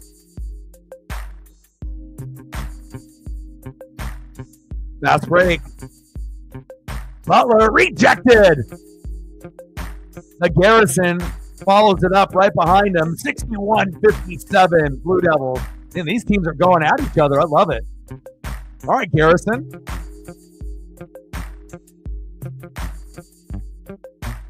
Wow. Man, this State Farm Champions Classic has delivered. This has been a much better game than the first one that was on prior to this, where Kansas beat Michigan State. If Kansas actually had a better opponent that was ranked, then maybe it would have been a little bit better. And it wasn't horrible, but it definitely didn't have the excitement like this. Kansas was pretty much in control that whole game against Michigan State, but this one seems like it might go down to the wire, especially if Duke's players keep getting hurt. 61-57 Blue Devils. Yeah, I figured that this game was going to be like this. Again, this is my first college football or college basketball game, on the channel in 2024. So I'm not familiar, with every single player on both of these teams. But again, I feel like basketball, baseball, football, hockey, it comes naturally to me. So I don't feel like out of my element, calling a basketball game, NBA or college. I've got plenty of experience with those. So, but obviously, with the names and being able to see, who steps up, and obviously seeing all these fabulous freshmen for Duke, it's nice. And again, I feel that if we can continue to, get some decent results, then I'll sprinkle in some more, because again, I would rather do college hoops in the NHL than the NBA, but it kind of just depends on the Kraken moving forward. If we can get more people to represent, and if we can get more people to come through to enjoy the games, then there'll be more Kraken streams that I'll be able to do. So, but as far as this matchup is concerned, it's kind of what I expected. I mean, obviously, if Kentucky was up big, that would have been shocking. Since they're ranked 19th and Duke is ranked 6th. But I'd rather, get a chance to be able to dive in and get my hands on the stream myself and call the game and be able to make my own evaluations instead of just seeing a highlight package on YouTube or Instagram or Twitter/X and not really know exactly what happened. So, but it's been good from obviously top to bottom. Yeah, the only surprise in this game is if Kentucky was up big. If Kentucky was up big with all the good players that are on Duke, then that would have been shocking. But, I mean, we're 4-point lead, 8:29 to go, competitive matchup back and forth. And, Duke might be a little underrated at 6, and Kentucky is a little underrated at 19. Both of these teams might be, should be maybe ranked a little bit higher. Maybe Duke in the top 4 and Kentucky maybe in the top 15.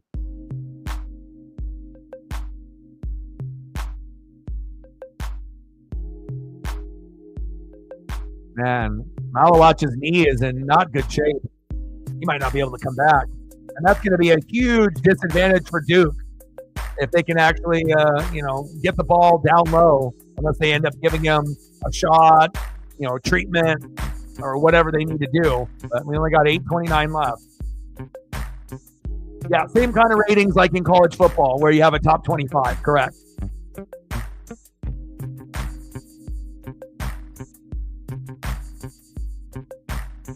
And both teams are 2-0. So, and they played, I think, unranked opponents. I think for the most part, both of them. So, Deep 3, no good. Brea with the rebound.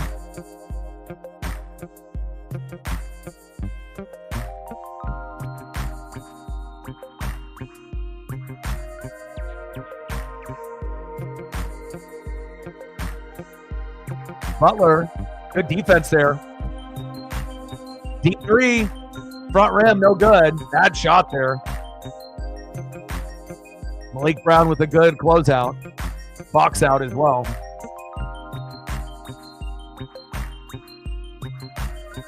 Flag at the top of the key. Pick and roll. Flag behind the back.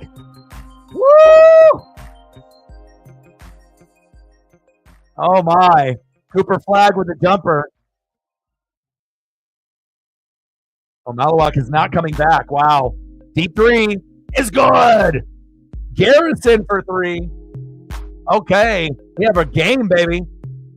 63-60.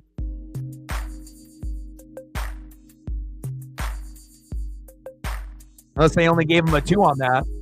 I believe it was a 3. There we go. Oh, maybe they only gave him a 2? Wow. Nice time. What a pass. This jumper there by Flag and Garrison with the jumper. Little layup. Ooh, baby. 63-61. Blue Devils. Nice assist by Kobe Brea. What a dime. Good pass. Knipple fouled. And they need to get Knipple the ball a little bit more because, again, you just can't have Flag, shoot every shot here late. You need to make sure that Knipple still stays engaged with his team because, he's not going to be a ball hog. He can distribute. 63-61 Duke.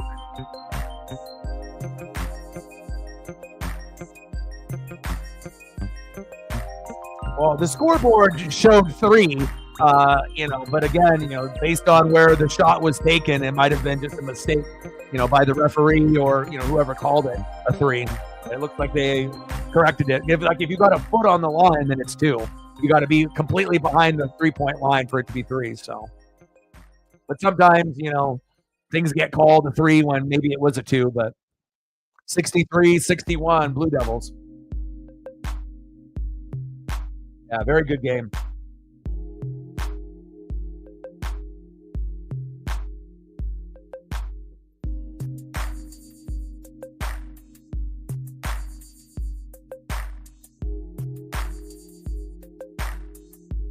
Well, my first, glance at Cooper Flag, and again, this won't be the last, Duke stream that I do on the channel. There'll be a few that we'll end up doing here and there if they have another good ranked opponent like Kentucky down the road. But he lives up to the billing, and I would not be shocked if he ends up being the first pick in the draft. And hopefully the Blazers are the worst team in the NBA, and then we can end up having the best chance to be able to get a player like that on the roster. But it works a little bit different in the NBA compared to like the NFL. You have the worst record, you get the first pick. But in the NBA, you could be the worst team in the NBA, but that doesn't mean you're going to get the first pick. You might get more lottery balls, but that doesn't mean that you're guaranteed the first pick in the draft, unfortunately. So, but hopefully, luck will be on our side. I mean, we've already fucked up many, many times in the past, and it would be nice to be able to get a win in the draft this year if we end up being one of the bottom 5 teams in the NBA, which looks like it probably will happen. All right, 6:30 left. Duke up 63-61. Cooper Flag, 19 points, 8 boards, living up to the billing. But now the other freshman, Kneppel, you got to get him the ball. Let him distribute, so that way it doesn't have to be Cooper Flag 1-on-1, 1-on-2, 1-on-3.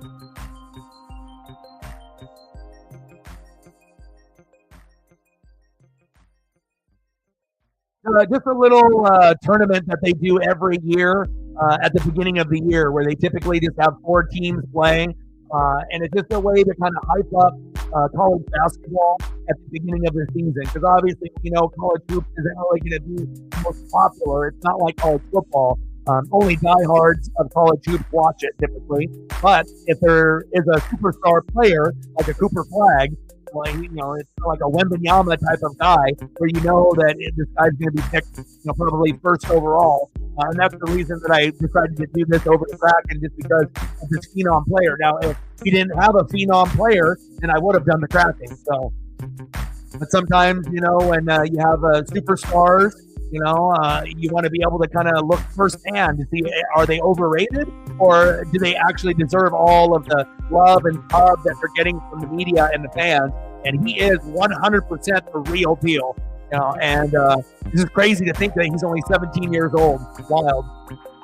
Proctor, deep 3 and fouled.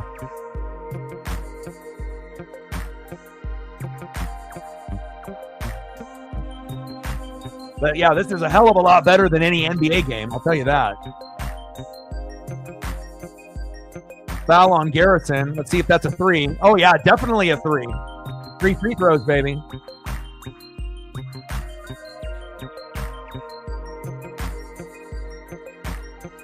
Come on, Proctor. First free throw. Fuck. Out. In and out. No good. He's from Sydney, Australia. That's wild. You learn something new every day. Your neck of the woods, Megan. Second free throw is good by Proctor. Jacob in the building. What's good?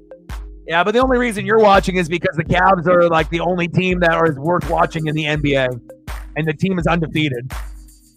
If your team was 0-8, you wouldn't be watching.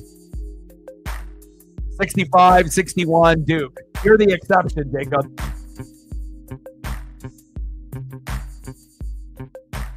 But overall, the NBA is shit.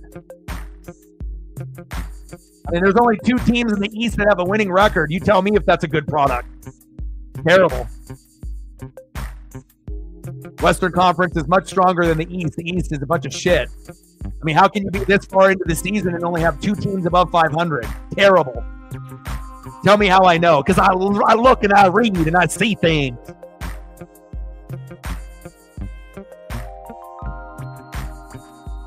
Pass it out. Kneppel needs help. 5:45 left. 65-61 Duke. Proctor, fade away. Could have been an offensive foul on Proctor with that push-off.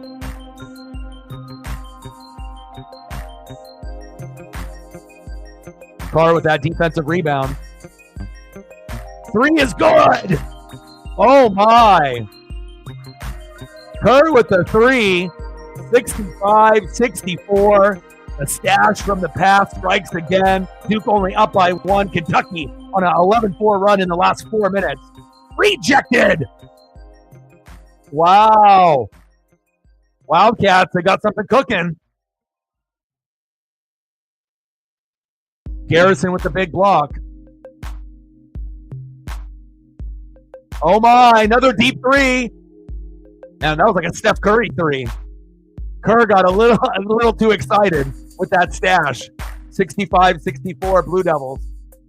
They got to call a timeout at some point and get Knepel to run this offense instead of Flag being like the point guard. 3, no good. And I don't like all these threes too. You need to go down low, right, and try to stop the clock and go for more of a high percentage look. Inside, no good. Good defensive stop there by Flag. Attack the rim. There you go. There you go. You got to attack the rim. Anytime you see another team, starting to be able to get on a run, if you're not going to call timeout, get the ball into your best player's hands and attack the rim. And then you'll have a chance for possibly an and one, or at least to slow the game down, let everyone catch their breath, and then hopefully you can end up making a couple free throws to extend the lead. A nice 3 by Kerr by the Wildcats. 1 for 10 for Duke in the second half. So what does that mean? Stop fucking shooting threes, right? If you're 1 for fucking 10, come on. Flag, free throw is good.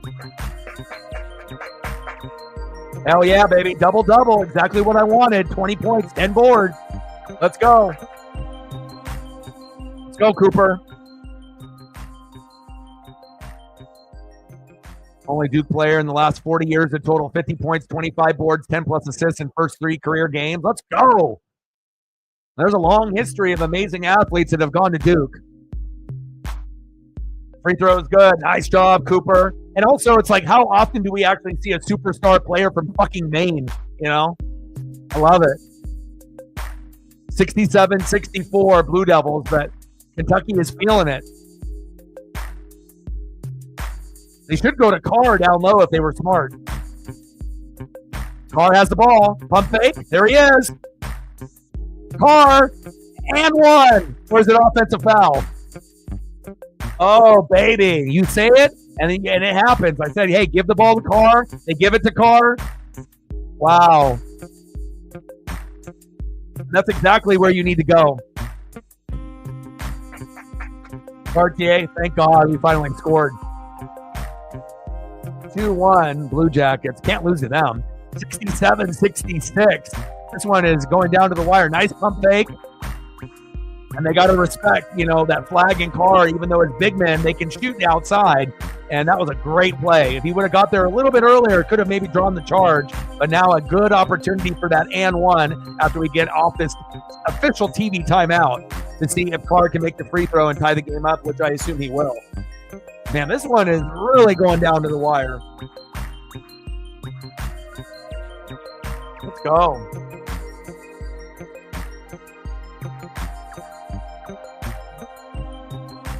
But I think the main thing that we've been able to, see from this particular team, Flag is the real deal. But just like Steele, I think we found another favorite player on the team with Knepel. And again, that's why we end up watching these games early in the season, because sometimes you're not going to know the names. You're not going to know the roster. You're not going to know how good the team is and how good they're being able to gel at this point of the season, since it's so early, 3rd game of the year. But I like what I see out of this team. And Kentucky is doing their best to battle as well.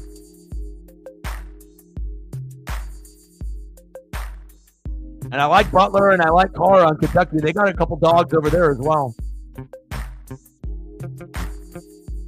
Yeah.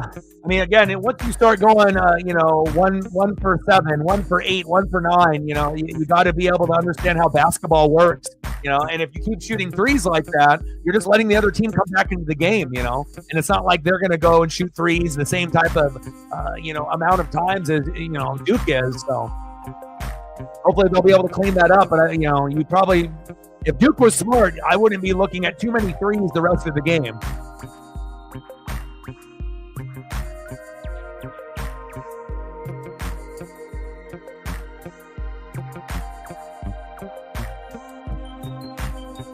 But much love for the Wildcats. You know, they've been playing with a lot of energy and fire. They're not intimidated, you know, by Duke. This is a great rivalry.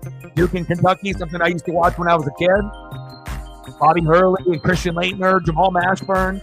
And it's nice to see these two teams represent the right way here in 2024.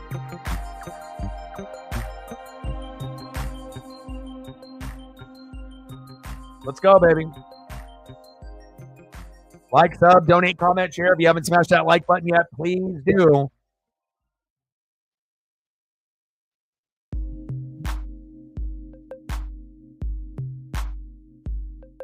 Six Wildcats have 8 points or more.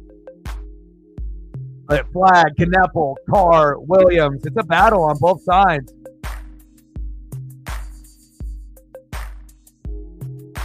I would like to see Williams with a little bit more touch with his shots down low instead of just throwing up those like shot puts left-handed.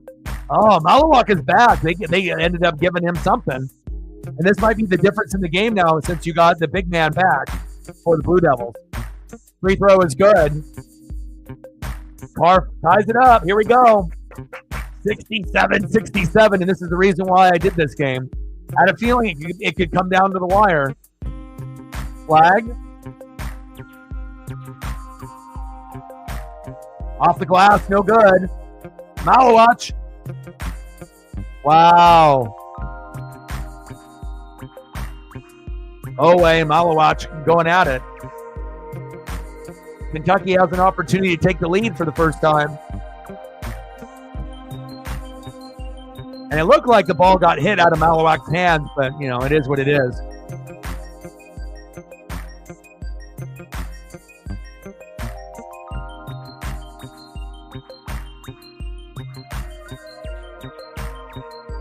Brea.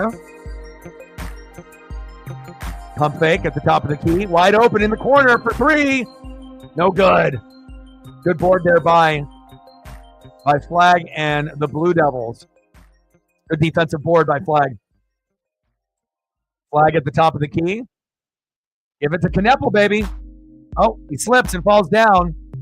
Get out. Get it out. Help him. Turnover. Come on, Duke. You got to help Kneppel out. That floor seems a little bit more slippery than in the first half. 67-67. Less than 3 minutes to go. Back door is good. And Kentucky takes the lead. What a dime. What a pass.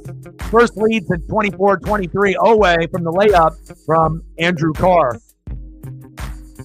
Oh, my. Fantastic game. Sometimes I got a little knack for games, you know, if I think it's going to be good or not. Nice pass. Go up. Go up. They're just fucking hacking the shit out of Flag on every fucking play. No free throws yet, though. Look at that back door. Where's the defense by Duke? My God, wake up. Kneppel, bad defense. That's probably the worst thing I've seen all night from Kneppel. He gave up two right there. Now you got to earn it back. Good defense there by Kentucky. They're definitely not making it easy for Duke here in the last 2 minutes. Yeah, me too. Well, like I said, you know, it's either the Blazers, the Kraken, or this game since I'm taking tomorrow off. And I'm happy that I went this route. Now, hopefully we get a few more likes before the stream ends and we can get something on the dono side. That would be great, but we'll see. Unless we end up getting one of the GOATs to come in and to save the day before we actually end this game. 69-67, Kentucky. Nice. Turbo. Tanev, baby. I like that. Knotted up at 2.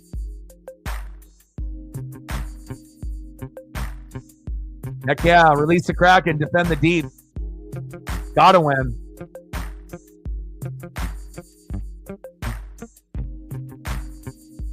Pelinka doing some scouting. He's like, oh, we got to find a way to get Cooper Flag on the Lakers. Not so fast.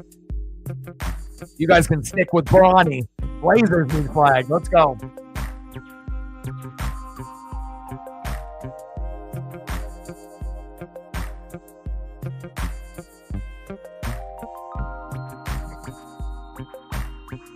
Okay, baby, last 2 minutes. Who wants it more? And obviously, Kneppel and Flag need to have the ball in their hands. Foul! And one! Let's go! Let's go! Flag is a fucking phenom. I love it.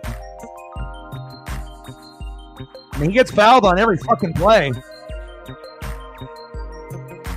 This superstar from Maine at 17 is amazing. Let's go.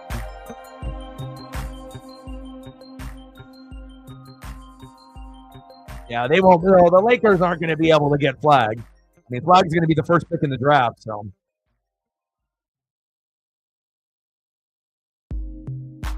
$23-11 for Flag.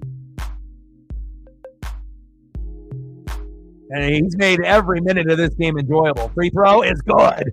And I like it that he's a big guy that can shoot free throws too and threes. He's very well rounded. He can pass, he can rebound, he can shoot, he can defend, he can block. He's a good teammate. It's everything that you want in an NBA player at the top of the board. Oh, and one by Carr, and he answers. Let's go, Andrew Carr. The equivalent to Cooper Flag for Kentucky, and that's exactly who you want to have the ball at this point in the game. He's really good at the pump fake, if you've noticed. He gets those guys to jump and get out of position.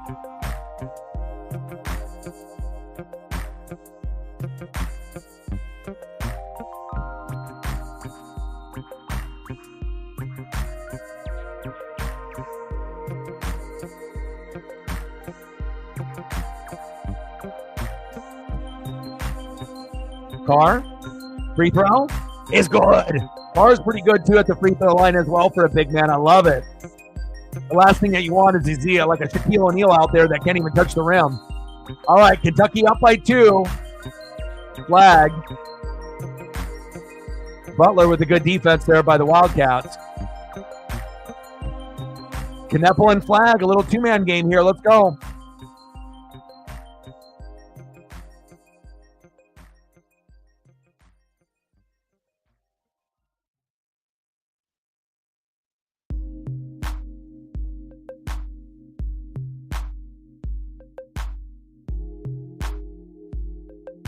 Yeah, but most of the time when it goes off fingertips off of a player, they still give the ball back to the team. We'll see if they end up making a change here.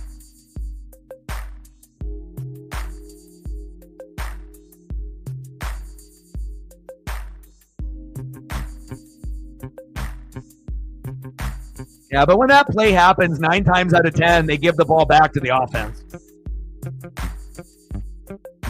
I mean, Flag does touch it with his finger, right? But how many times have we seen this play where it just goes back to the offense? We'll see how the refs handle the situation here.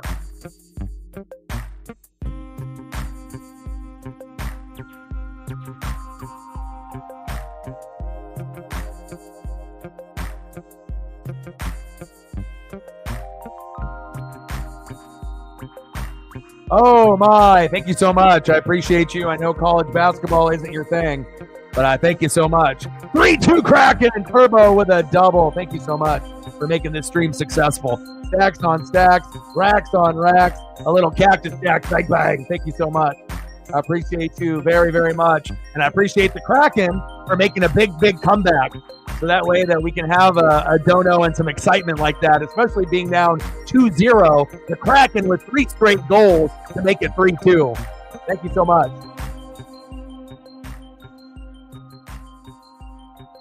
Call is reverse, Kentucky ball. Let me know what you want to do for photos, and I got you once you go to a commercial break. Yeah, I mean, like I said, you're new, Steel. So, again, some days, we'll end up having, a limited dono day where it'll be like 50 or less, but again, there's going to be some days where we end up hitting 100 to 500. And the single dono, as you see on the ticker, is 1,300. So, this is something where, I'm not new to this. I've been grinding on this channel for, 8 years. I've been streaming for 12. We have some amazing people that go out of their way to make sure that this channel is successful, like Megan. So it may be surprising, to you, but for us, we already know who the GOATs are, and Megan is one of them. Appreciate you, Megan. Carr, poked away and stolen.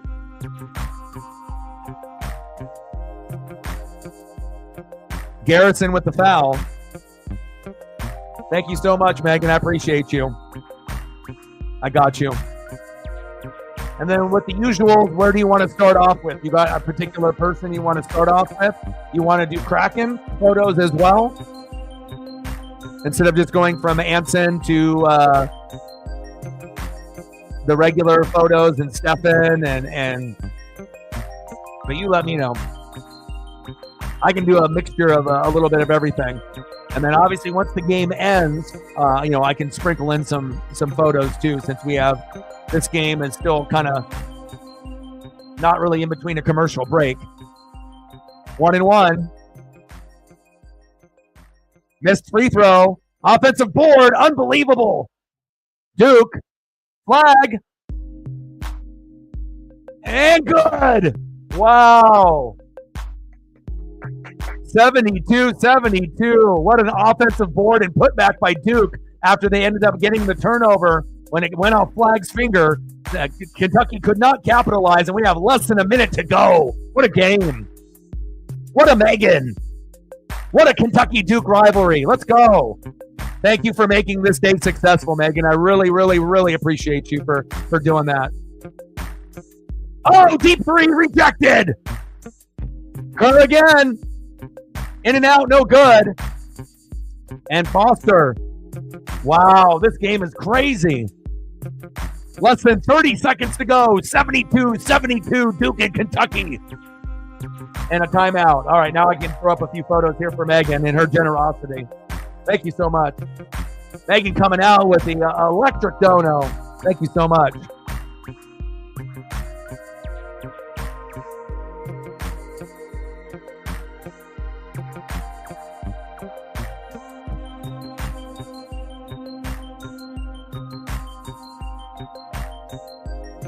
Try to sprinkle in a few here.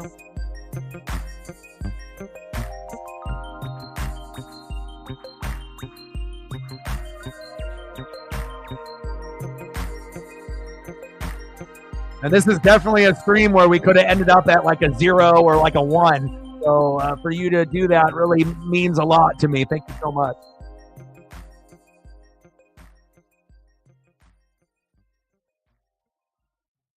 Glenn loves it.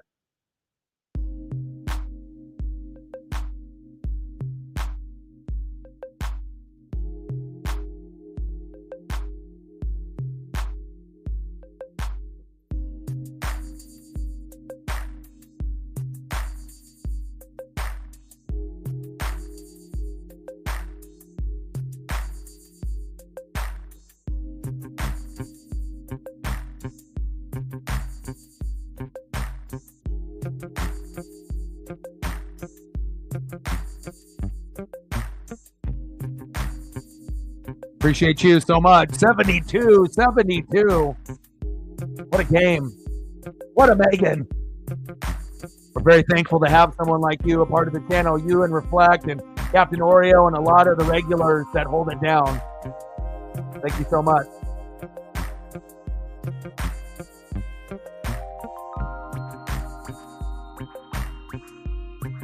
Oh, nice. Was it everything that you expected? I finally watched Wolverine and Deadpool and Wolverine on Disney Plus this afternoon. Nobody told me that it was that much swearing and that much violence. It was like so much violence in that movie and so much swearing, but it was amazing. I'll probably end up watching it again. That's how good it was. And I thought everyone did a great job. It was cool to see Blade in there. You got Gambit in there. What a great movie. It makes me regret not seeing it in the theaters. I should have seen that movie in the theater. I fucked up. I should have done that. All right, less than 20 seconds to go. Duke and Kentucky knotted up at 72. Flag, the best player on the court with the ball. Almost turns it over and turns it over. And a block by Flag. I think the foul was before that for Owe. Oh my gosh. Yes.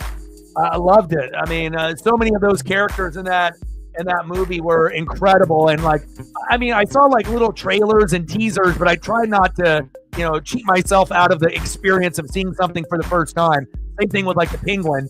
I don't want to watch too many, clips and trailers because I don't want it to ruin it for me. I want to watch it from like the very beginning, and then, towards the end. I don't have enough money at the moment to extend my Hulu membership to HBO or Showtime, but maybe when I end up getting paid in a week or so, I'll have an extra whatever, 10 or 12 bucks, to be able to binge watch that in a day or two. So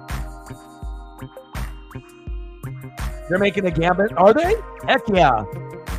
Yeah, I thought everyone did a fantastic job, and obviously, Hugh Jackman, that's the only one that you can have for Wolverine, and obviously I'm a big Ryan Reynolds guy anyways on top of that, and I always loved all the Deadpool movies that have come out up to this point, but the battles with him in the car, and man, it's a little bit more battling in the fight scenes than I was anticipating, which was awesome. Free throw is good. 74-72, Kentucky with a 2-point lead. 10 seconds left. Can Cooper Flag make the big play or Kneppel? Flag's got it.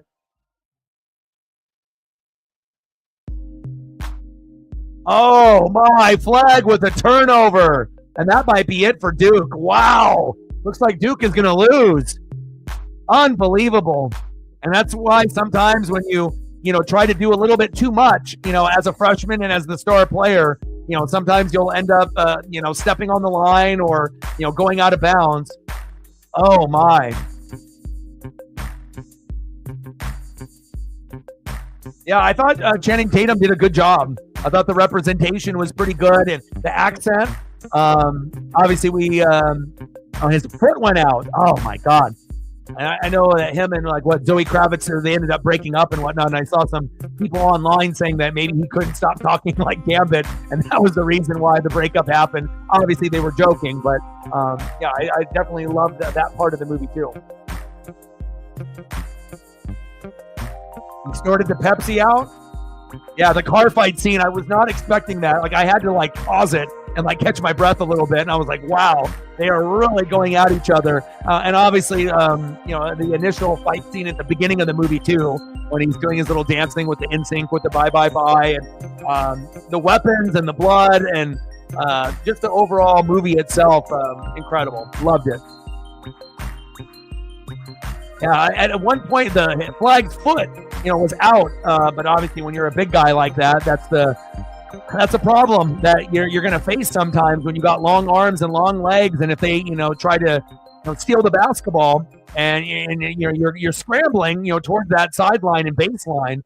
Sometimes it's just like in the NFL when you have a guy trying to get a touchdown at the very end of the game, but then he's got his foot just barely on the white line. Kind of a similar situation there, and Kentucky might end up pulling off this upset.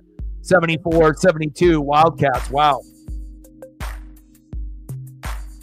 But that's not going to take away anything that Flag has done up to this point. Again, they just needed a little bit more. And I think really the big thing that for me watching, and Steele, probably you too, they went away from Kneppel. Kneppel was really the driving force in the first half with Flag. And I think that they took too many threes in the second half, and they went away from Kneppel. They should have let him have the ball in his hands a little bit more to distribute it evenly and maybe take some better shots himself. And I think that really is the deciding factor in this game. Not going to Kneppel enough in the second half and too many threes from Duke. And that might be the deciding factor here tonight. Yeah, he did. Leading scorer of the game, fantastic. But just a little bit of bad luck there and good defense by Kentucky. Let's see what happens here with the last 5.5, and I'll get some more photos for you. Awesome that the Kraken came back too. Maybe the sports gods, they knew. Going deep, and then a foul. Sports gods were like, okay, they're doing the college hoops. The Kraken are getting their ass kicked 2-0. We have to make Megan and Orion happy. They can't lose again. And then we get 3 goals back to back to back. I love it. I needed that for my mental health, and hopefully the Blazers win tonight. I haven't got a chance to check that score. Let me check that real quick. But if we can get a good game here, which we got, right? A Kraken win and a Blazer win. Yes, I will be very, very happy. But the Blazers are up by 10 in the third quarter. What the hell? Normally they're down by like 30 at this point. Maybe this is the magical day, and Megan's good karma and generosity might lead to both of the teams winning. Heck yeah.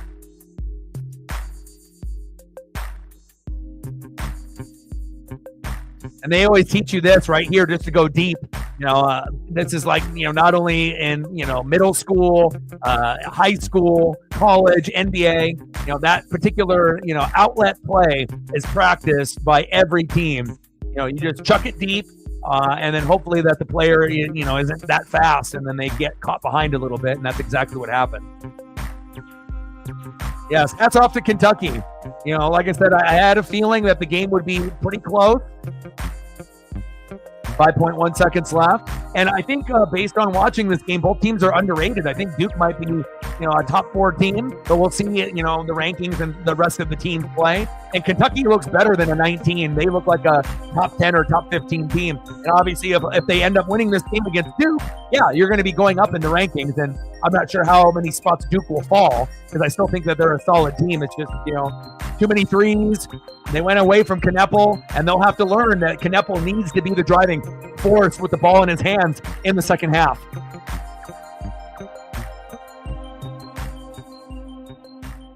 %100% for the Kraken power play? No way. This must be like a special day from the sports gods. We're getting blessed. Butler with the free throw is good.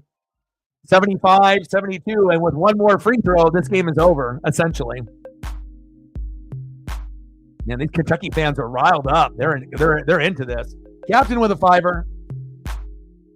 Thank you. I appreciate you, Captain. Free throw is missed. Oh, offensive board.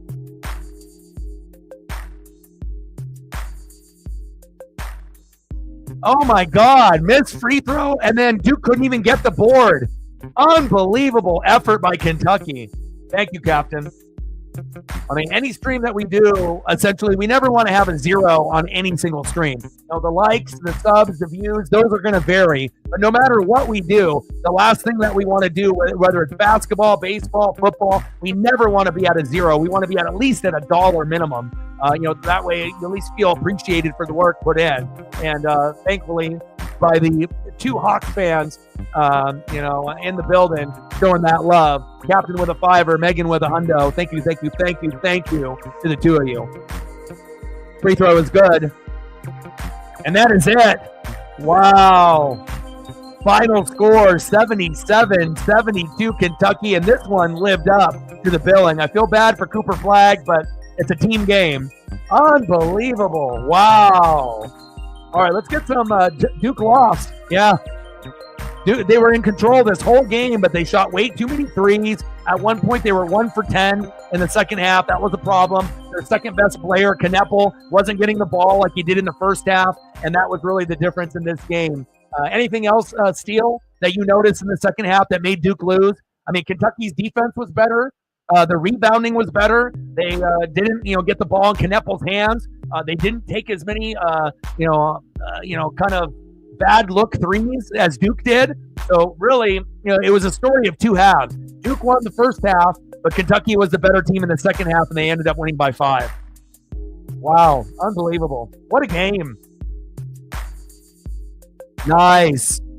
Heck yeah. All right, let's do some photos now. I got more photos, obviously, for Megan. But, Captain, what do you want to see for a photo? You want to see Jonah Coleman, or do you got something else? But, again, that was my takeaway from the game, if you're actually going over, the stat line and looking at what we had here in this particular matchup. Field goal percentage, almost ideal, and, 40-40. 3-point percentage, though. Look, 18% for Duke, 40 for Kentucky. That was the difference. even though Kentucky had more turnovers, rebounds was won by Duke. But really, too many kind of unauthorized, 3-point attempts there. It's like, I get it if you're in a rhythm, but again, once you end up going like 1 for 5, 1 for 6, 1 for 7, you're not making the threes. You've got to be able to attack the paint and slow the game down, get to the free throw line, and that's one thing that Duke did not do in this particular matchup. But Cooper Flagg, I wanted to make sure that I got a first, chance to see him up close and personal against this Kentucky Wildcat team. And he is every second and every minute worth of a potential first pick in the draft, whenever that may be. Cooper Flagg is the truth, but Kentucky played a little bit better, a team game in the second half, and they didn't take too many, just kind of wild threes, and they ended up getting the dub, and they win by 5. Unbelievable. I got you. Okay. And I appreciate you. $5 now. We're at 105. Stacks on stacks, racks on racks. Little cactus jack, bang, bang. Appreciate you. All right, let's get some Cooper Flagg photos up. What an entertaining college hoops game. That was more entertaining than any NBA game that I've seen in a long fucking time, even including playoffs. Shows you where the state of the NBA game is. When you can get a college basketball game number 3 on the season, that's better than any NBA game being played. Unless you're a fan of the Cavs. They're undefeated, up to this point, and, they are putting on a good show. But, there's not very many teams. There's only 2 teams in the East that have a winning record. That should tell you a little bit of everything of what's going on with the NBA. Hell of a game, man. I'll even see if I can find some high school photos of Cooper Flagg too, in a little bit, so we can see what he looked like in high school. Same body frame. It's not like he had a growth spurt or anything.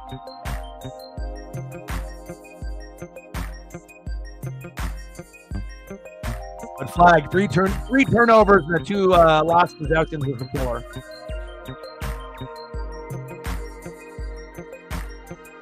Yeah, and again, he's a freshman.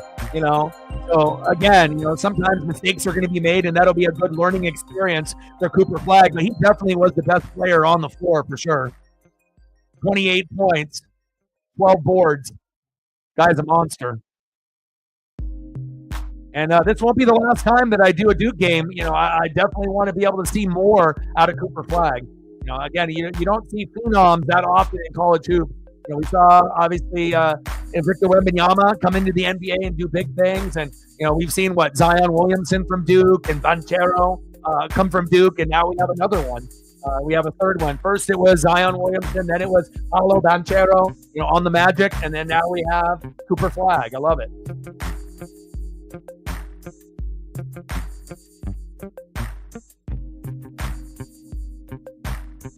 But I love it. He can shoot, he can pass, he can rebound, he can defend, he can block. He's a team player. He's everything that you would want in the first pick in the draft. I hope the Blazers get him.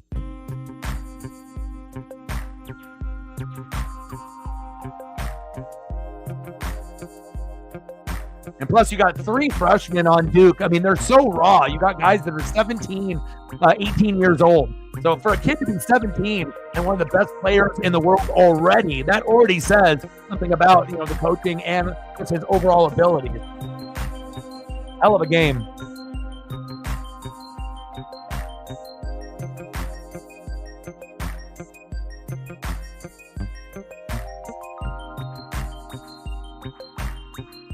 And I feel like the men's tourney will be exciting again. Again, it's like in the last couple of years, the women's have been a little bit more exciting with Angel Reese and obviously Caitlin Clark. And then obviously when we had COVID, I didn't get to see my Ducks women, with Sabrina Onoscu ended up, getting the championship, even though she got the championship with the Liberty after. I like what I'm seeing though.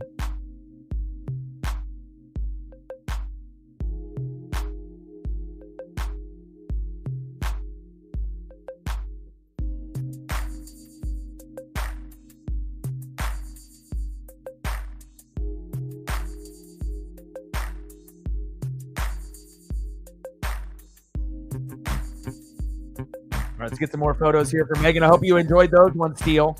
I sure did. Absolutely, 100%, and that's why I like it, because I'm a defensive guy. Regardless if it's baseball, if it's football, if it's hockey, if it's the NBA, hoops, basketball. I'm a defensive guy. So when I don't see defense, it's kind of like, well, what am I watching? But for college hoops, man, they got my interest. And for a lot of y'all that ended up watching with us, obviously tonight, or if you watch this game, it seems like college basketball is in good hands with Duke, with Cooper Flag. Unfortunately, they couldn't get the dub, but shout out to Kentucky for finding a way. All right, see if we can get some other photos here for Megan.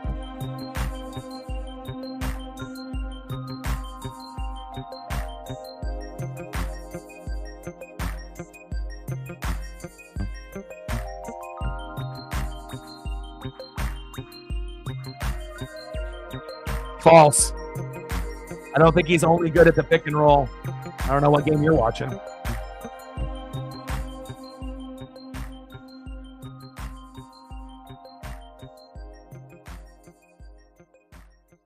I throw up some Kraken here for you, Megan, as well, for your dono.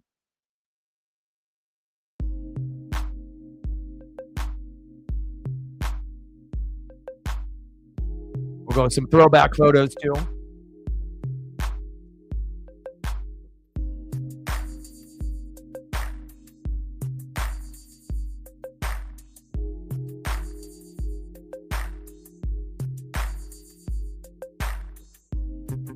Still 3-2 Kraken, I assume.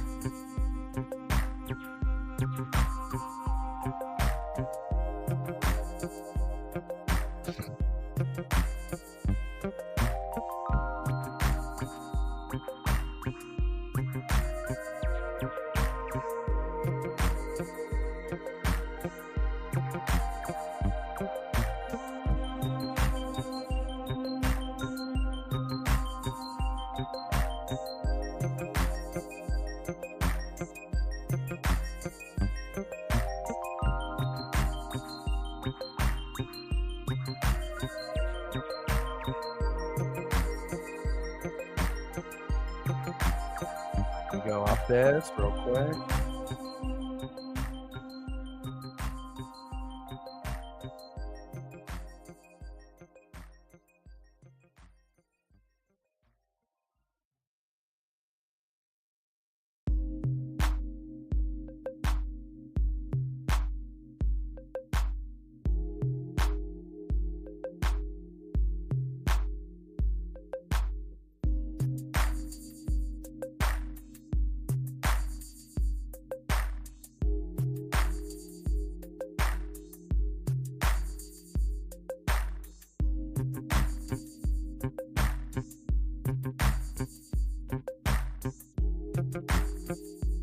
Appreciate you.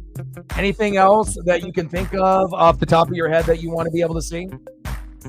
4-2 Kraken, get out of here. Let's go.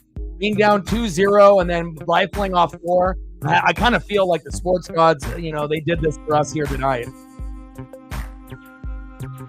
Heck yeah.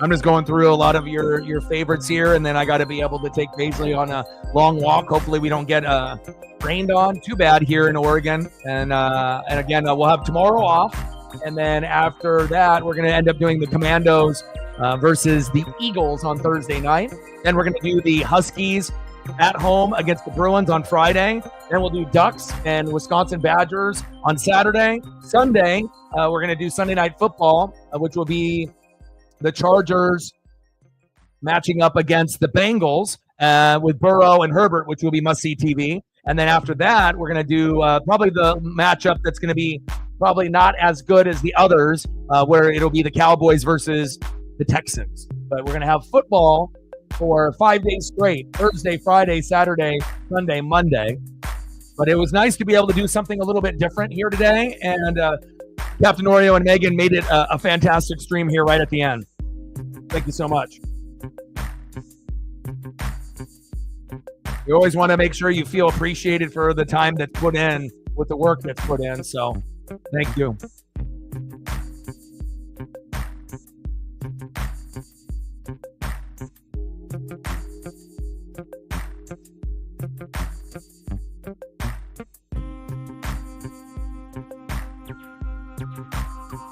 I know. And if the Blazers win on top of that, I don't know what the hell's going on. We're like in the upside down right now.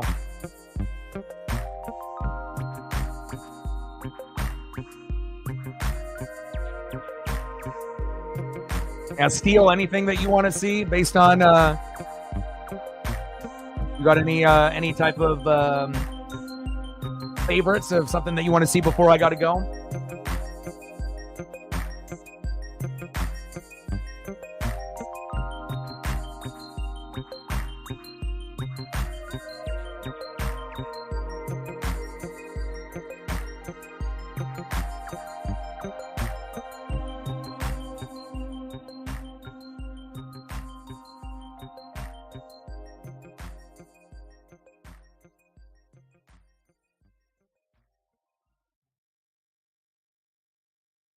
I'm just happy that they ended up striking when the iron was hot, especially getting down 2-0 and finding a way.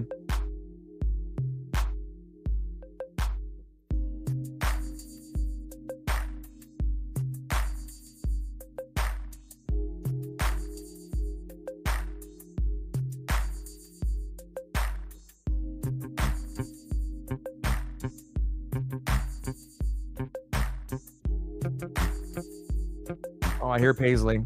I hear you, honey. Hold on. You gave me a woo. I hear you. Hold on. All right, Daddy's almost done. I hear you. Hi, my honey. How are you? Miss Dad?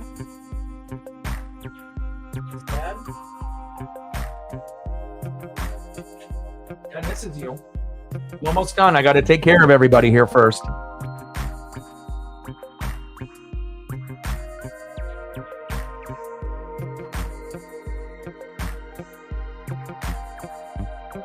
I'm gonna make some more room here. Good girl. Paisley misses her dad.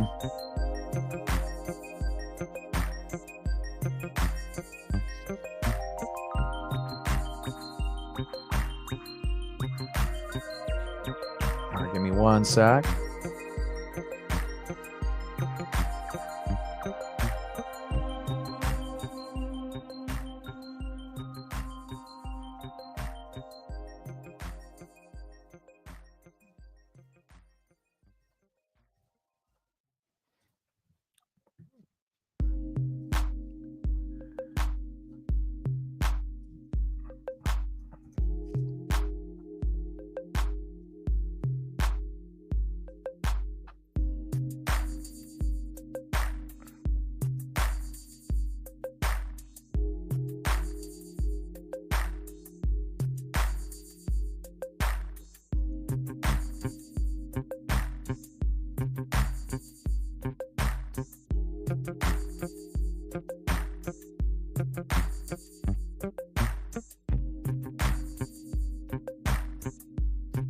Harrison was a bad man.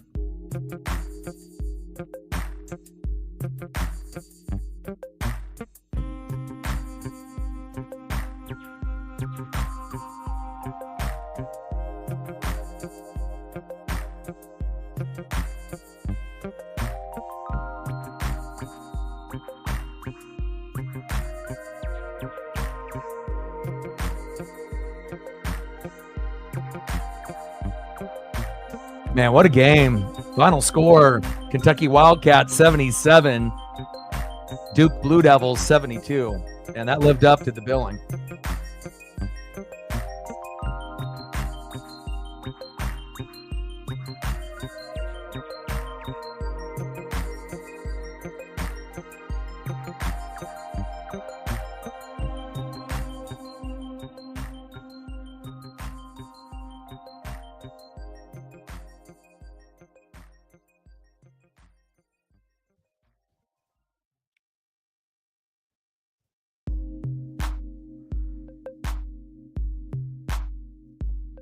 Got one more.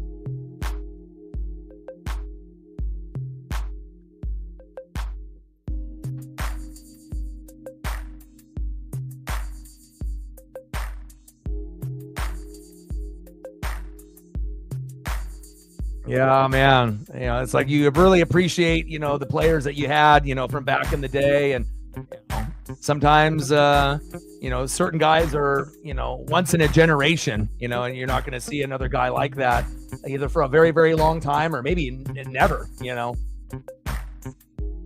mean, even when this guy's retired, he's like bench pressing like 1,000 fucking pounds. Like this guy still works out, on a very, very high level.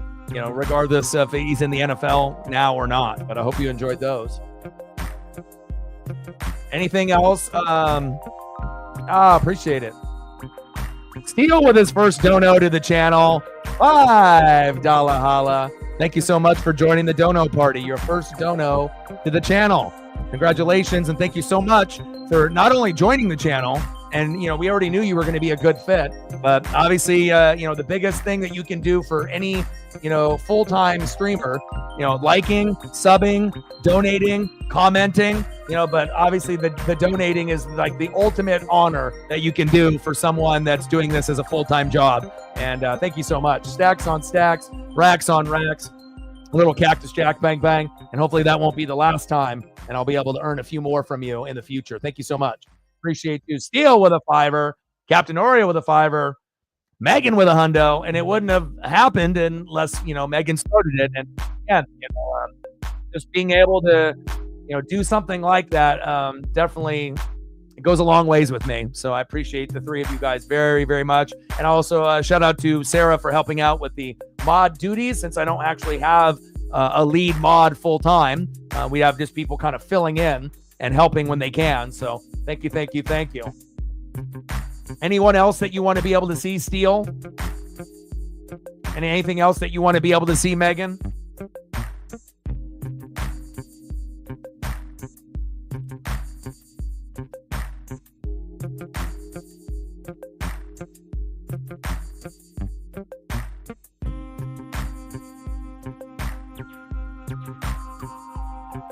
I mean, I'm always going to put my blood, sweat, and tears into everything that I do, so.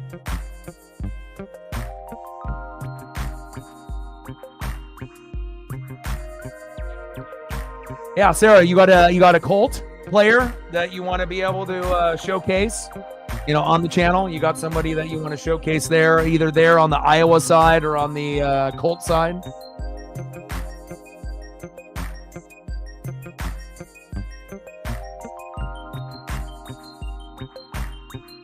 I like these James Harrison ones, and it's cool too, because whenever we have someone new that joins the channel, you get to see a little bit of their personality and the things that they like, and it's just nice to be able to showcase a little bit from everyone and to get their personality and who they like, and it's something that I really enjoy too, because it's not something that is just a one-off thing. It'll be something that I remember about you moving forward. So Mason Wen, okay, I got you. You're going baseball on us.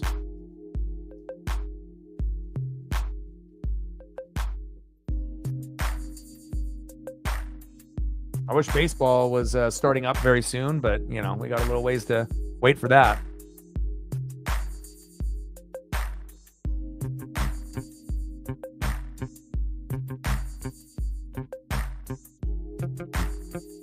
But thank you for every single one of y'all making this a successful stream here tonight. Wouldn't have been able to do it without you guys. And hopefully it'll, gain some interest, when people are checking the ticker and noticing how good the game was, or if people dropped in, we might end up getting some new likes and some new subs and some new additions to the channel, from doing this particular stream. So.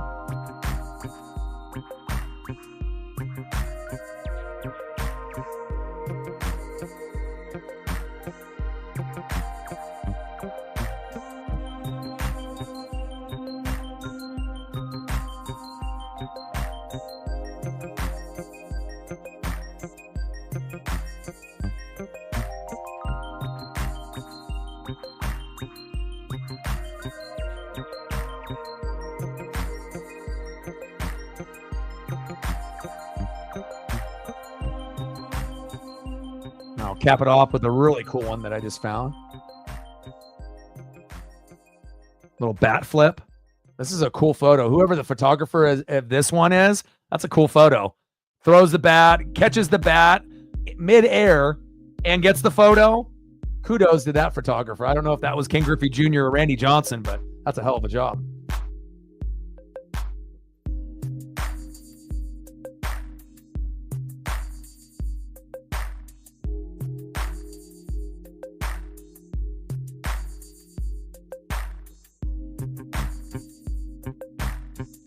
No problem. And then, as we, get to know each other more and more between me and the other people in the room, there'll be lots of different Steeler photos that we'll probably be showcasing for you moving forward. So, and I'm totally cool with that.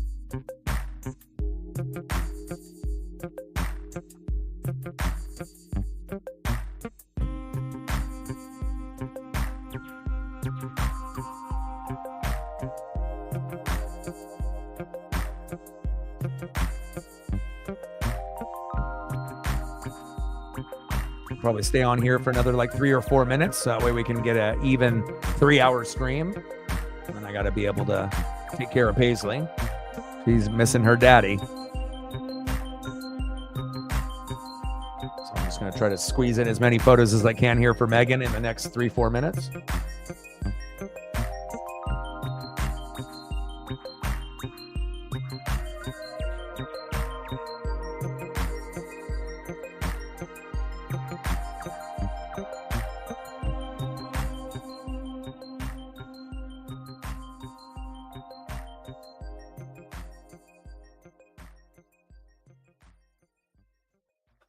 Anything else off the top of your head, Megan, that you want to be able to see that I haven't showed just yet?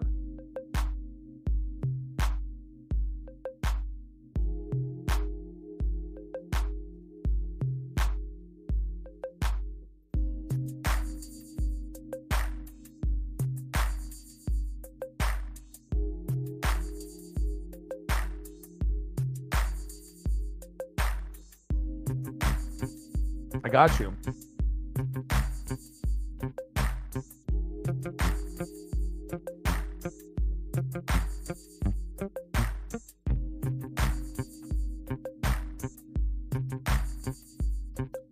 Nice close-up of Turbo.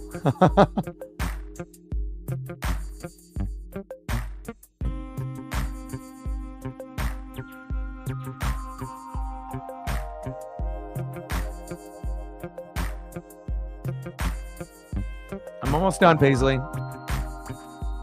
Got to take care of the people. If the people take care of you, you take care of the people. That's the rule.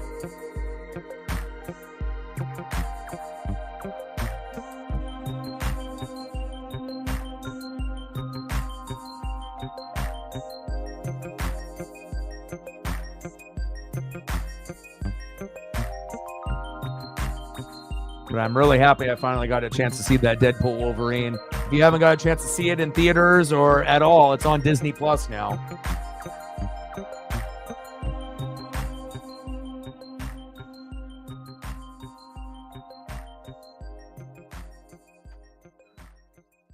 I'm almost done, Paisley. Be patient.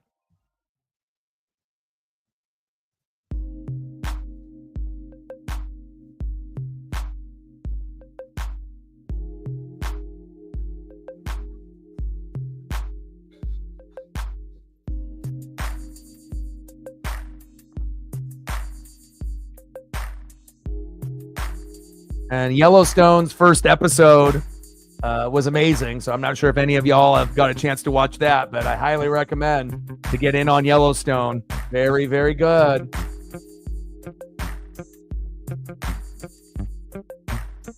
Yeah, well, Waldron was the reason that the Seahawks offense wasn't good. And obviously getting fired by the Bears shows you that he is not a good play caller. Seahawks knew it. The Bears now know it. And you shouldn't see Waldron have a job anytime soon. He is absolutely terrible.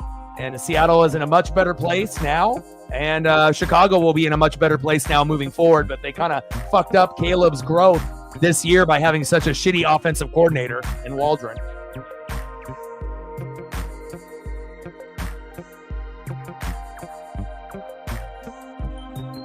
All right, man. Take care. Thank you so much. Appreciate you. Man, yeah, I need to catch up. I've seen it only once, and I want to watch it again. Maybe I'll watch it again tonight. Who knows?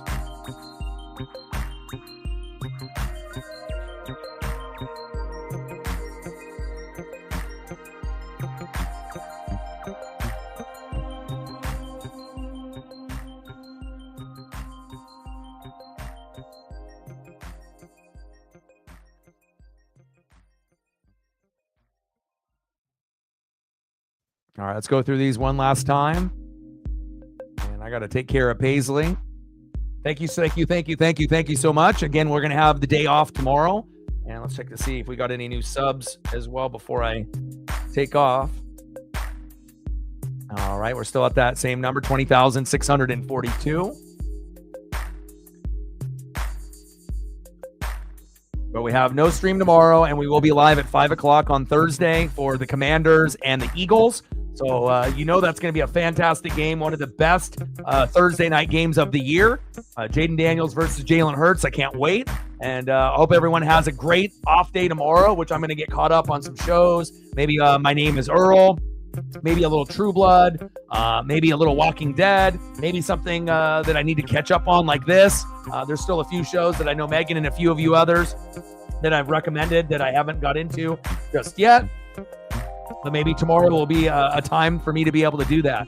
But I love you guys, and I appreciate you guys very, very much. Enjoy the rest of your night. Enjoy, obviously, the rest of your Wednesday. And we'll be back here on the NWSF on Thursday, 5 o'clock Pacific, for the Commanders and the Eagles. Hell on wheels. Yes, got to do that for sure. I love you guys, and I appreciate you. Thank you to Megan and Captain, as well as Steele. Obviously, Sarah, for all her effort helping out with the mod duties. I really appreciate it. And I got one question for you. Who talk sports like us? Your boy Ryan, Northwest Sports Fanatics, and I'm out. Gang.